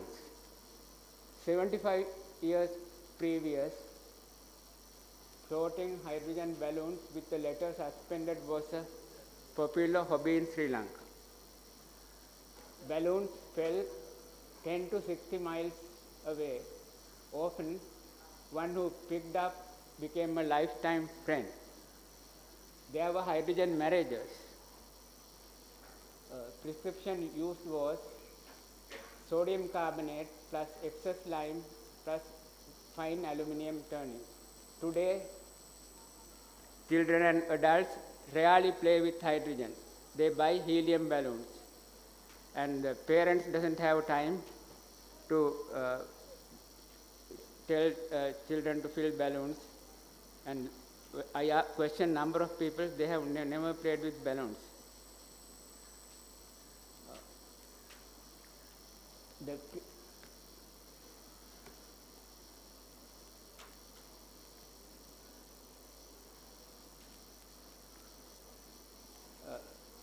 chemistry of the prescription. I asked number of chemists whether they understand what has happened, but they have forgotten the law of mass action. Sodium carbonate reacts with calcium hydroxide to produce sodium hydroxide and calcium carbonate, which is insoluble. And aluminium reacts with sodium hydroxide to form sodium aluminate and hydrogen. Sodium aluminate again reacts with excess calcium hydroxide and produce sodium hydroxide again. So, unlike direct reaction of aluminum with sodium hydroxide, sodium hydroxide is slowly released and replenished. So, the reaction rate is slow. And if you try to fill balloons and aluminum turnings using sodium hydroxide, so much heat is generated. The steam enters the balloon, and the balloon is heavy and they don't go that far. Few of the students and children who attempted to do the experiment said they had a great difficulty because a lot of heat was generated and balloon got filled with steam.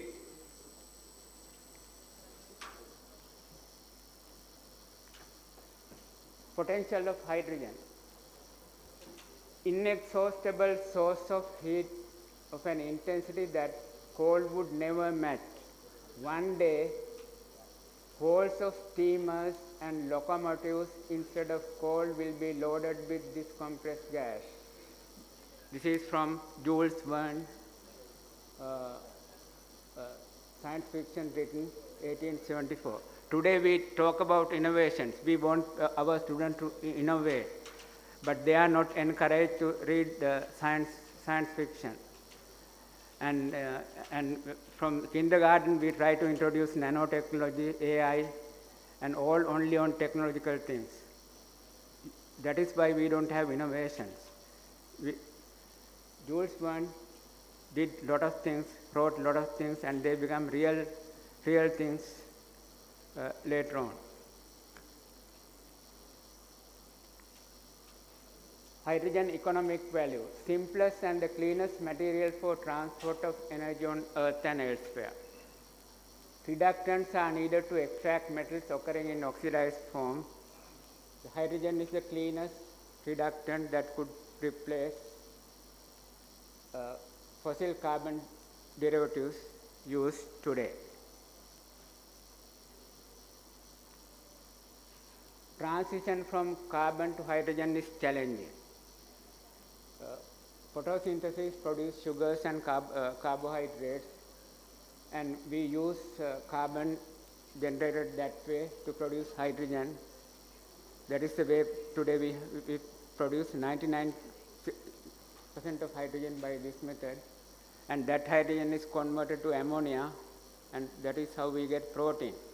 50% of protein in our bodies is from the Haber-Bosch process, not natural nitrogen.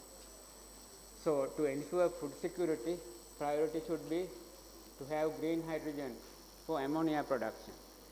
62% of global electricity is still derived from fossil fuels.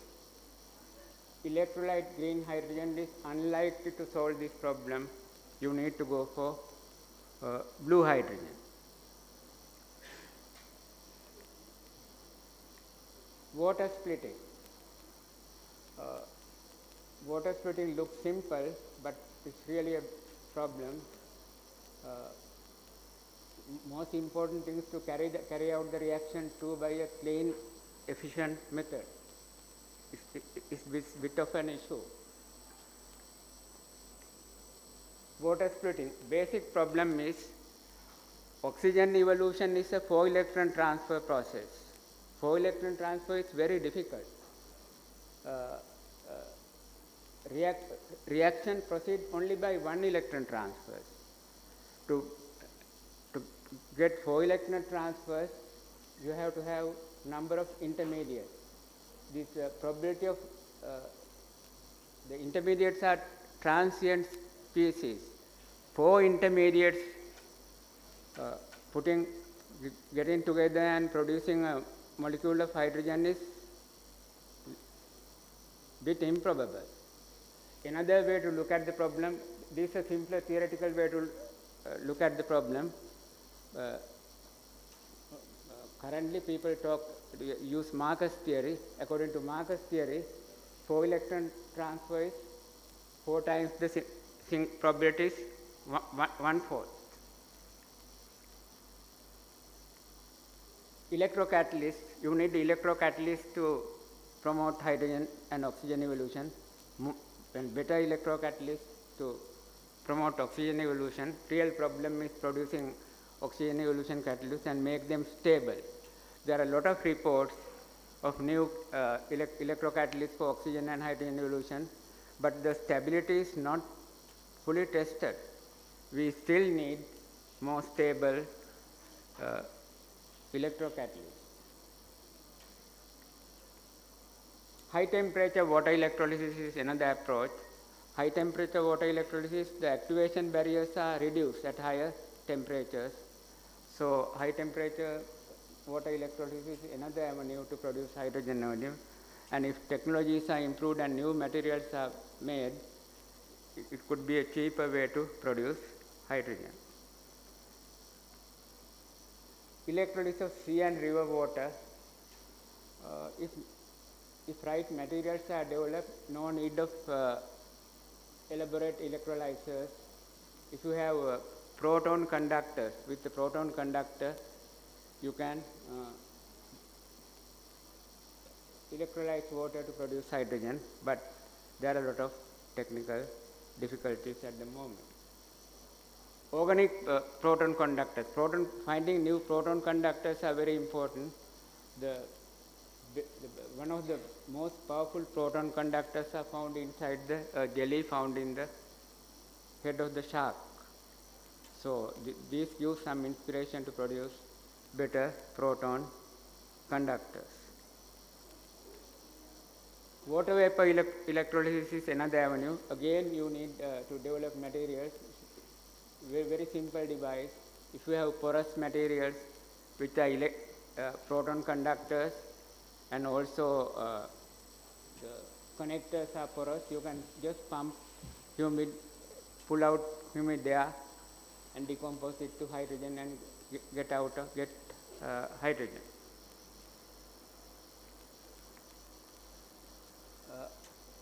Circumvention of 4-electron transfer. There are ways to circumvent 4-electron transfer. A simple way is to reduce water to hydrogen and oxidize something else. For example, if you electrolyze water with 2 iron electrodes, you get hydrogen from the cathode and the anode is corroded, forming ferric hydroxide. Ferric hydroxide can be heated and converted back to iron, but you need to work out the real ways of doing this. Then chloralkali interaction, where you produce chlorine. There's a great demand for sodium hydroxide, but lesser demand for chlorine. One way, the chlorine evolution is a 2-electron transfer process. Therefore, it is easier, energetically easier, and then generate chlorine and hydrogen and take another step to convert chlorine to hydrochloric acid by photocatalytically. And then you have sodium hydroxide, and sometimes you may use excess sodium hydroxide to capture carbon dioxide and HCl to generate more hydrogen using iron, and convert ferrous chloride to ferrous carbonate. Ferrous carbonate can be stored as a way to capture carbon dioxide. Inspiration from early experiment on water electrolysis. In 1879, Nicholson electrolyzed water to hydrogen and oxygen using platinum electrodes. Many years previous, copper electrodes were used and vigorous hydrogen evolution from the cathode noted, but anode corroded, turning black. Using this idea, I did a simple experiment.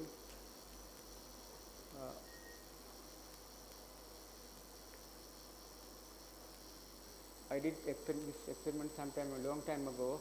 You electrodize alkaline water using a carbon electrode and a silver anode.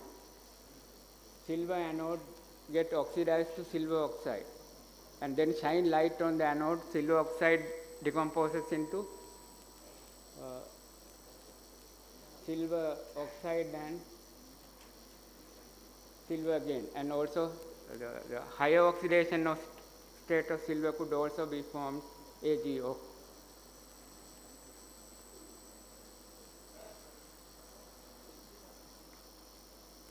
Direct photosplitting of water. Many attempts have been made, but it's not a complete success. That means to devise something like the green plant photosynthetic apparatus which produce both hydrogen and oxygen.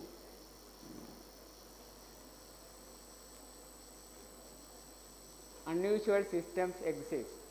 They can be further exploited. Long time ago, I did an experiment and found that this material, silver phosphate, it's a semiconductor. It liberates both oxygen and hydrogen without the necessity of having oxidation and reduction catalyst. Thermochemical splitting of water. We may have to go for thermochemical splitting of water using concentrated sunlight or nuclear reactors because electrolysis is not sufficient. One good example is use manganese oxide. Manganese oxide react with water at 450 producing manganese dioxide and hydrogen. Manganese dioxide, when you heat to 100,400 degrees, turns back to manganese oxide and oxygen. The net result is splitting of water. Many thermocycles have been proposed. US Department of Energy has proposed large number of thermocycles. They are planning to install the thermonuclear methods of splitting water. Biological methods of production. Biomass can be converted to hydrogen by gasification. Of course, you get carbon dioxide and also fermentation.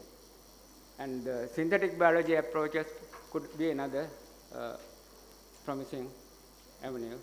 Synthetic biology means going beyond conventional genetic engineering and trying to synthesize complete organisms or major part of the plant is changed. Very recently, there is a product in the market called firefly petunia. Petunia plant, several genes are introduced from the shiny luminescent mushrooms, and this plant emits light. It's amazing to see it. I grew it myself and it was very amazing.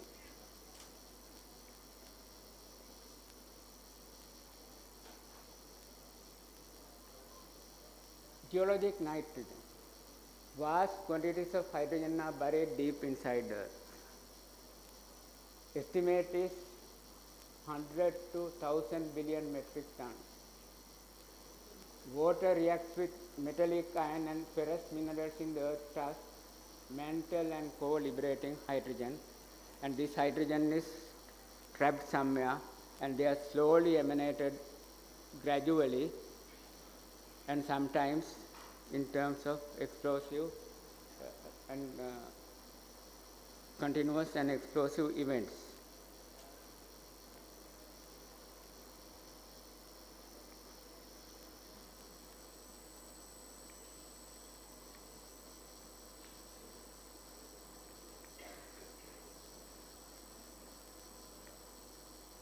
Village in Mali, Africa got electricity from underground hydrogen. They found this in 1980s. 1988, they installed a turbine, and the turbine is still running from underground hydrogen. France uncovers world's largest hydrogen deposit. The news a few weeks ago. Indian Geological Survey has found evidence for hydrogen deposits.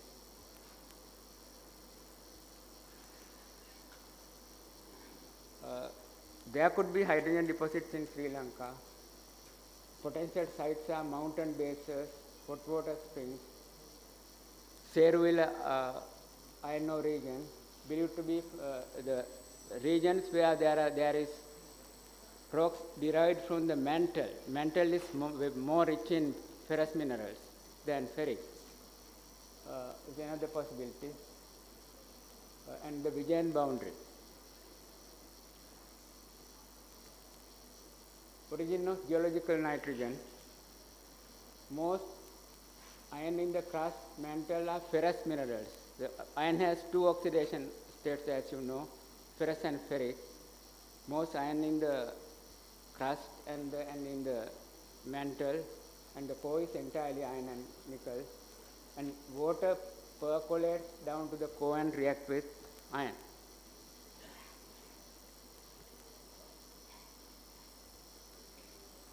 Many cultures have stories that fissures developed on earth spontaneously emanating fire. And people used to say there is a way of pulling sinners to the hell. There are many records in all cultures. I am sure it's in India, in Sri Lanka, there are so many in the Buddhist stories. Romans have recorded many of those things. And these are very likely events. There are fissures developed and hydrogen generated deep inside emanated and caught fire.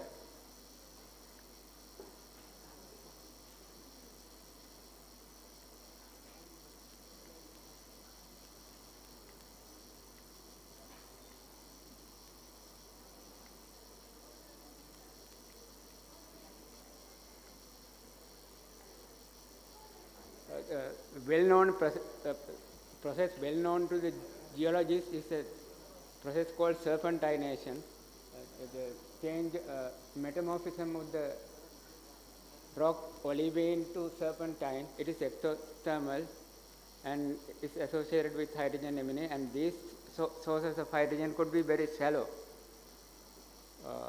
The deposits found in Oman, some places in United States, and also probably what is in Malay, hydrogen source could be due to this process.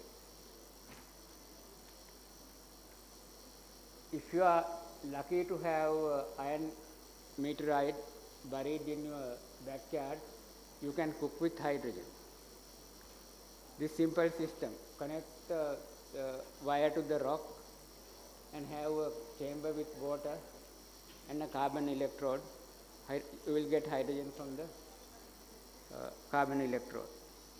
And the process can be accelerated by carbon dioxide. I have painted the flame yellow because if you do the experiment, people talk about hydrogen flames and people have not seen. The textbook says hydrogen flame is very light blue. So if you ask students what is today, the students in our schools, most of them have not seen preparation of hydrogen. Students have not been shown how the hydrogen burns with a pop sound, and many of them have not seen.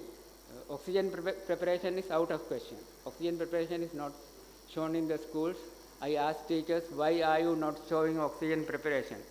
One explanation given was the textbook method of preparation of oxygen using potassium chlorate and manganese dioxide. Now the potassium chlorate is banned because it is used for making explosives. But there are other ways of making oxygen. Hydrogen preparation is known. And if you ask students what is the color, if you ask students, say in schools here, they will refer to something and say the flame is bluish. It's not so. If you test the hydrogen flame in Jaffna, it's going to be yellow because of the sea. There is so much sodium in the atmosphere, and it is yellow. But students will say it is light blue. That is the problem of our education system. And we want technologies, innovations without doing these things. And we want to teach technology from very beginning, change syllabuses to technology, omit basic science, and expect innovations. At one time it was biotechnology, no innovation. Then nanotechnology, no innovation. Then AI. They wanted to introduce robotics and AI from the kindergarten. No innovation, nothing. I think currently also the thinking is like that. So we need. So these are the problems. Injection. This is a possibility. This is a possibility, and some companies have patented things like this. To produce large quantities of hydrogen, future geothermal engineering, inject water to shallow magma reservoirs. The ferrous ion in the magma will react with water to produce hydrogen. Vast quantities of hydrogen may be obtained in future by this method.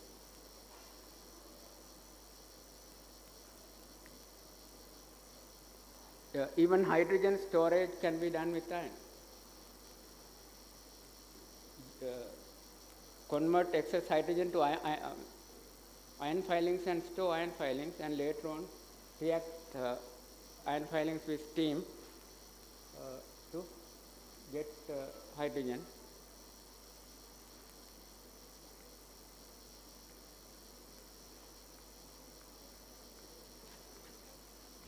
Can I get back to the previous slide?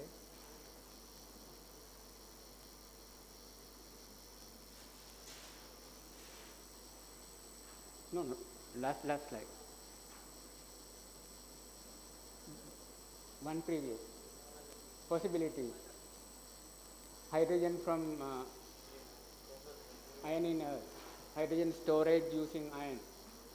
Iron oxide based fuel cells. Iron-based batteries.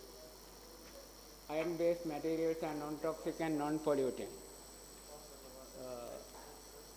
Iron is abundant. Iron is the most stable nuclei. Hydrogen is produced in the Big Bang.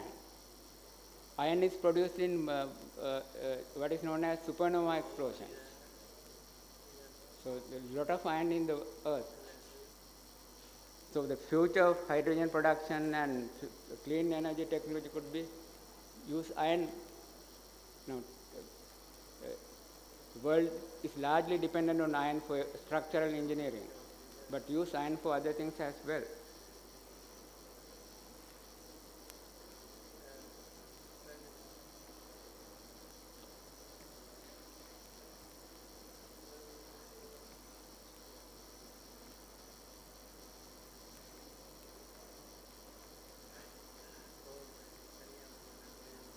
Transition to hydrogen technology is challenging. More innovations and research needed. To achieve them, a broader outlook is necessary. If we ignore basic science, an imaginative attitude in education and research, and concentrate only on technology, we will not reach the goal. I think this is a warning to our policymakers.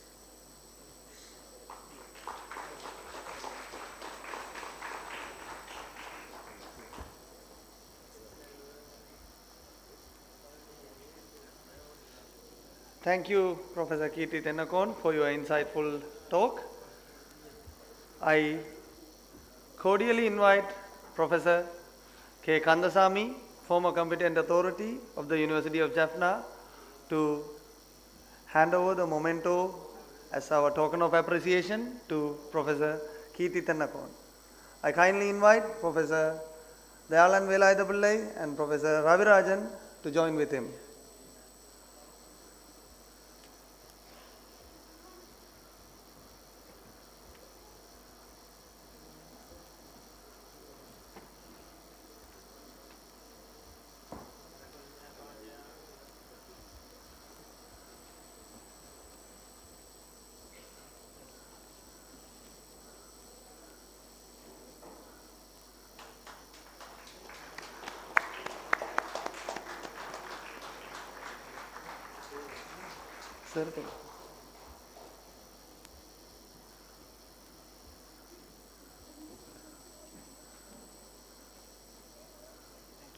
Thank you, sir. Thank you for your presence, sir.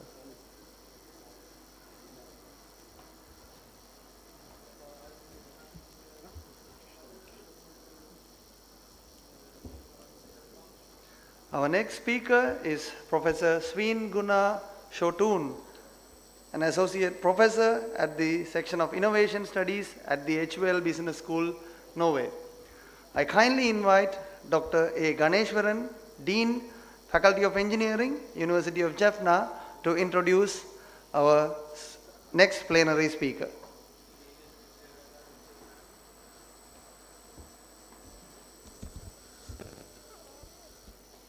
Good afternoon, ladies and gentlemen. Dr. Sween Guna is an associate professor at the Section for Innovation Studies at Western Norway University of Applied Sciences. His research focuses on green innovation, industrial restructuring, and the geographical dimension of sustainable development. A key area of his research work is responsible innovation, exploring how innovations can address sustainability challenges and how stakeholders can foster ethical and sustainable practices. In addition to his research, he serves as the study program coordinator for the Masters in Responsible Innovation and Entrepreneurship. Through his teaching and research, he actively contributes to shaping sustainable business practices and responsible innovation strategies. I am happy to invite Dr. Sween. Thank you.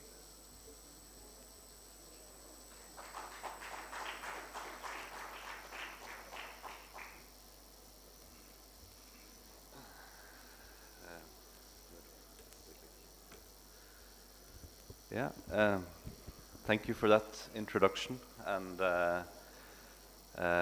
thank you for inviting me here to this very exciting conference. I'm very honored and happy to be here. This is going to be a bit of a different. So there, everybody, like chancellors and esteemed guests and researchers, students, organizers, everybody here. Thank you so much for wanting to. Oh yeah, sorry. Thank you. That made it easier. My talk today is going to be a bit different, since I'm not a technologist myself, but rather coming from the social sciences. I'm going to talk more on the topic of responsible innovation. I will very quickly guide you through the framework or the development of the field and try to apply it a bit to nanotechnology in the end. But since I'm not an engineer, bear with me. There will be some observations around that, but most is going to be focusing on this framework of responsible innovation.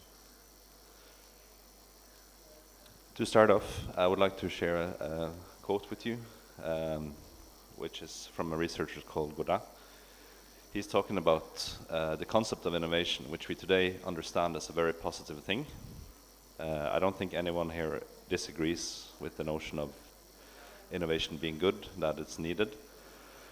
But as we will also see in this next half hour, is that also innovation can carry with it its own set of difficulties and dangers that we also need to address when we approach innovation processes.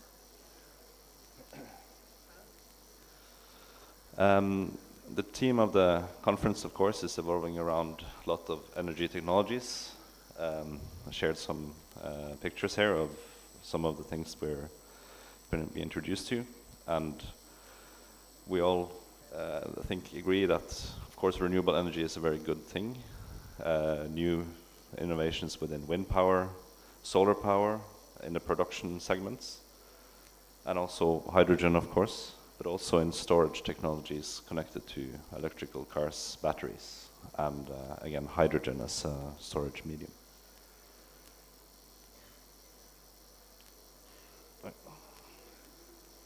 Oh yeah, and I'm also part of this hydrogen center at HVL, High Value, but I'm coming at this more from a social science perspective, and I'm working more on a work package which is addressing issues of legitimacy and how the hydrogen as a fuel is accepted in society.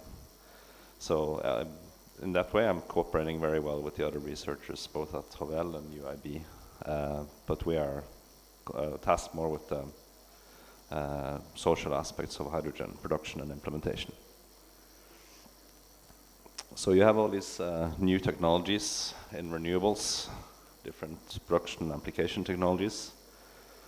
You also hear about these more systematic changes in which many of these technologies become part of a bigger system in which there are different projects and plans that aim to address various ways of geoengineering the natural world.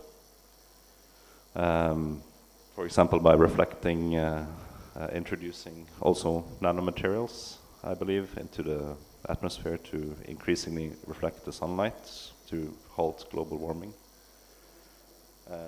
And other technologies aiming to draw CO2 from the atmosphere, which also will reduce pollution.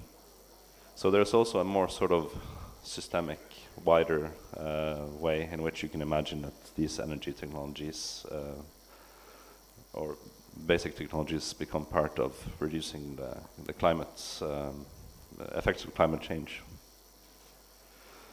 On the more sort of digital sides, there are other big technologies coming out connected to social media. I believe everybody knows this big thumb from Facebook, and also in AI technology.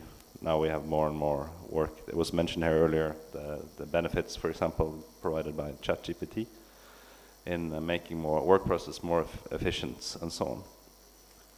So a lot of exciting big changes happening both on the energy technologies, digital technologies, and wider systemic changes. Apologies for a small writing. So why is it then that we can also talk about innovations having a dark side? Well, innovations are great, of course, to put into motion to solve problems, but many of the ones that I showed you here now can also be argued to cause a lot of problems. Social media, for example, has increasingly linked to addiction, psychological distress, in that we are more and more dependent on our cell phones on a day-to-day life. You can kind of, it can be very difficult to imagine living without it now. Generative AI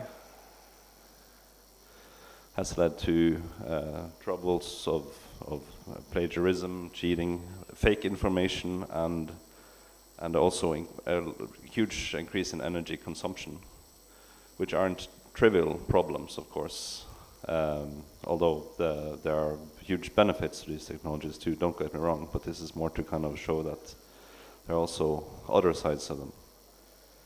For example, here, in regard to health misinformation, there's an increasing amount of that happening through AI-generated content online, where supposedly real doctors post but giving wrong advice.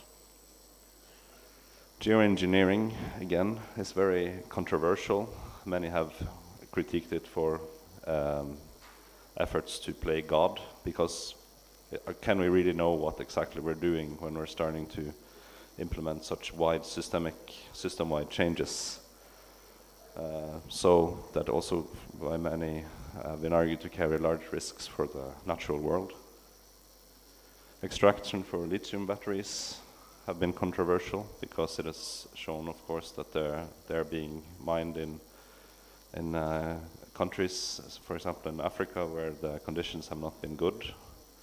And looking at second life and circularity value chains must also be increasingly done in order to save the or extend the lifetime of the batteries. Wind power, I don't know exactly how it has been here, but in Europe and Norway, where we are from, there's a huge, it's very controversial, especially with on-land wind power, and it has engaged a lot of people, local communities, to be very against this, because they make noise, they threaten wildlife, birds in particular, and while people generally agree with wind power being a good thing, they don't want it in their own backyard. And finally, for example, drawing on hydrogen technology, as was alluded here very well in the last plenary, there are different production ways, and blue hydrogen technology, which can provide a very good alternative for Norwegian hydrogen production, also carries with it its own sort of risk of more pollution if it's, or upholding carbon production or oil production if it's to be stored in reservoirs. So then that can be a legitimate way to legitimize further oil exploration, for example.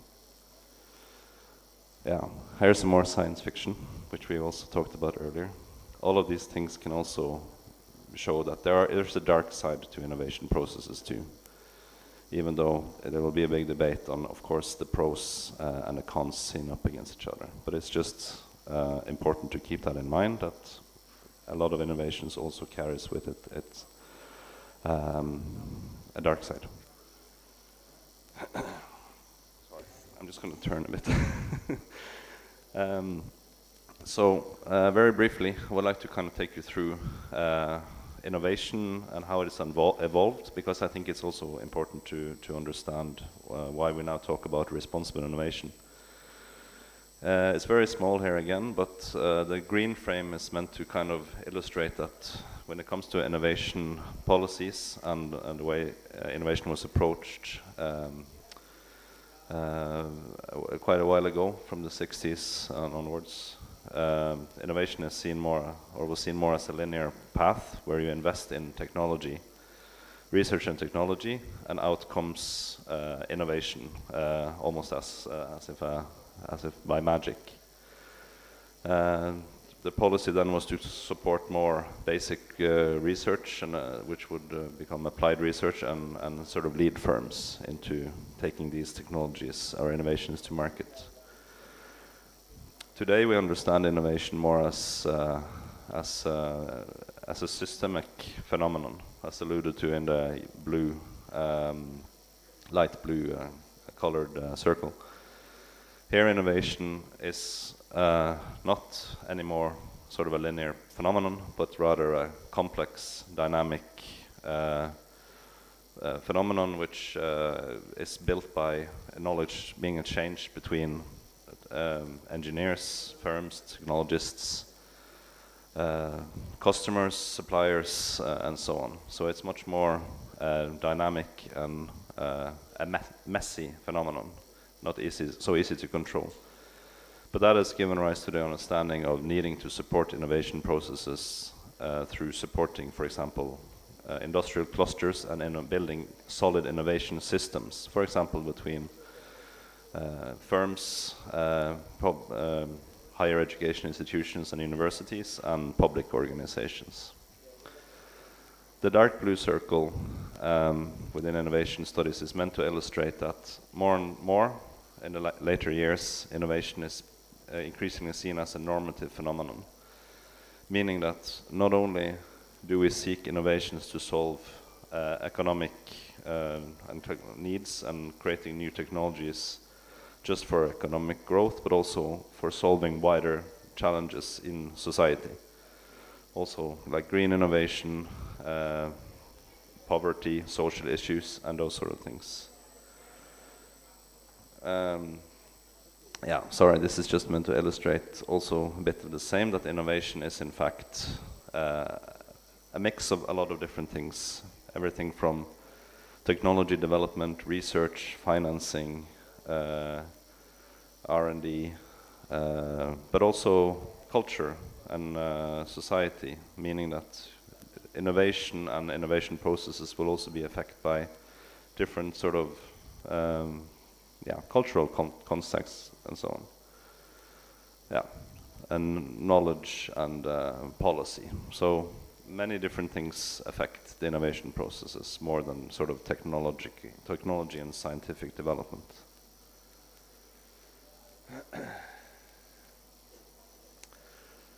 Moving on from this more normative-oriented innovation, the later years have seen an increase in a lot of different, what you can call normative, innovative frameworks. The big sort of trending one now, I believe, is actually one up in the top left corner called mission-oriented innovation, where the idea is to kind of set joint goals between the state would be very highly involved in setting joint goals together with industry and other actors in order to solve grand societal challenges, needing the actors to work together. Transformative innovation policy is also related to this. Grassroots innovation is a way to kind of understand innovation more coming from bottom-up actors, so also from local communities and other local actors working in, say, local municipalities, neighborhoods in Jaffna, for example, and so on. Eco-innovation, focus on green innovation, transitions or socio-technical transitions, understands innovation as taking parts of wider, greener shifts. We have the foundational economy focusing on essential innovation within essential services such as health, care, energy, and so on. And finally, which we will talk about today, is responsible innovation.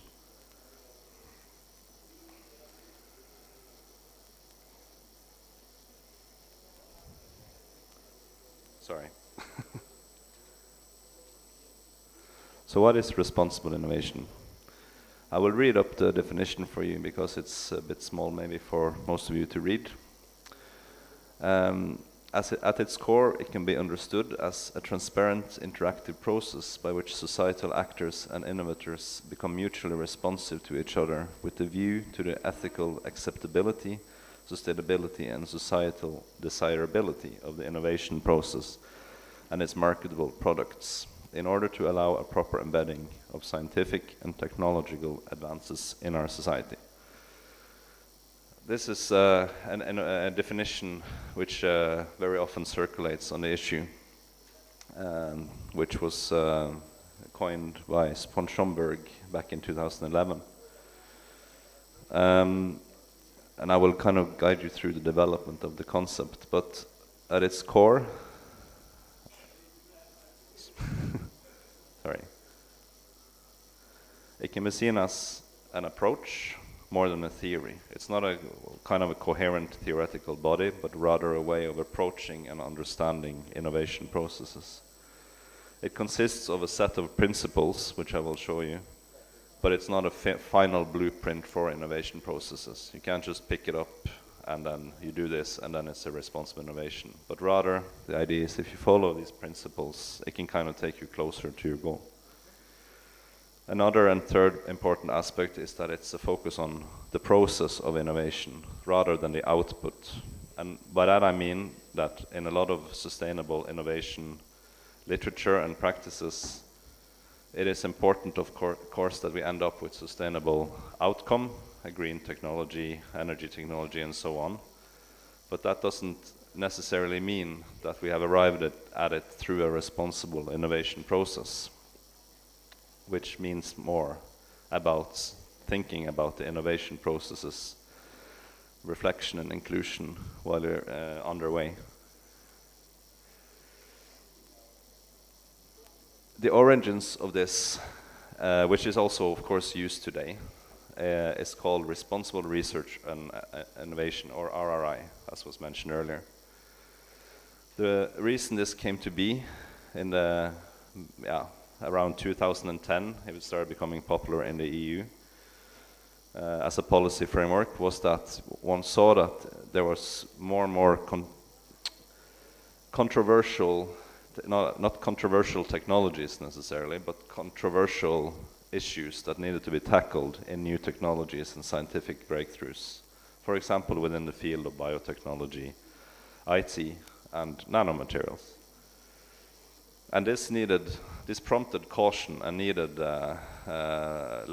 policymakers in the EU to start developing this framework, or policy framework, which they coined Responsible Research and Innovation. It was also inspired by things that went on in the human genome projects, where they needed to kind of look more at ethical, legal, and social aspects. Important kind of parts of it has been to improve on gender equality, the governance of innovation and scientific processes, open access when it comes to publication, public engagement, science education, and ethics. It's also been a lot of here focusing on what's going on in basic research and in lab settings seen within RRI. I really like this thing earlier, Dialon, with the lab to fab, because that is actually kind of the lab has been, at least in the original RRI, where it's been, mostly going on. And it's, again, a lot of prominence in research councils. For example, in the Norwegian Research Council now, you need to have this, you need to address the RRI principles when you are applying for new projects. 4 principles here are anticipation, reflexivity, inclusion, and responsiveness. And I will quickly go through them because I don't have so much time. But these are the kind of cornerstones of RRI, where when you follow the principle of anticipation, you ask questions like, what do we know, what do we not know, and how can we try to gain more knowledge to reduce uncertainty about what we do not know. Foresight analysis and precautionary principle is an important thing to follow here. When it comes to the principle of reflexivity, you separate between first and second order reflexivity. The first is more about learning within the field and within the kind of cognitive frames that you are operating in. Learning about creating more efficient technologies, for example, using less resources. If you move on to the second order reflexivity, it's more about questioning your own practices and your own assumptions and the kind of which system and which kind of structures are these innovations and scientific developments that I'm working with going into. So there it's about learning and reflecting. Inclusion is a third important aspect where cooperating with innovators, no other than innovators, researchers and scientists and customers, for example, interest groups, NGOs, citizens, politicians, becomes an important principle in order to draw in more viewpoints, more meanings in the innovation and reflections in the innovation processes. So it's about co-creation.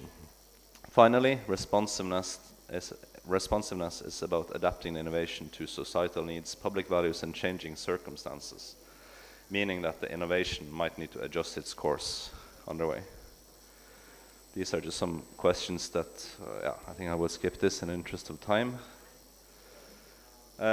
Quickly on the development, RRI has kind of often conflated with responsible innovation, or RI. And the reason for this is that they cover a lot of the same bases, but there is also a difference. In RRI, the focus is on the lab, but in responsible innovation, more and more authors have been working on how we can understand responsible innovation processes at a larger scale, outside the lab, when it comes to applying innovation into new industries, sectors, and so on. So then the focus shifts more from research, responsible research, and what goes on in the lab, to what goes out, actually goes out outside in the industries, and how you can apply these new scientific breakthroughs in different industries. So it's more about the contextual practices in this regard.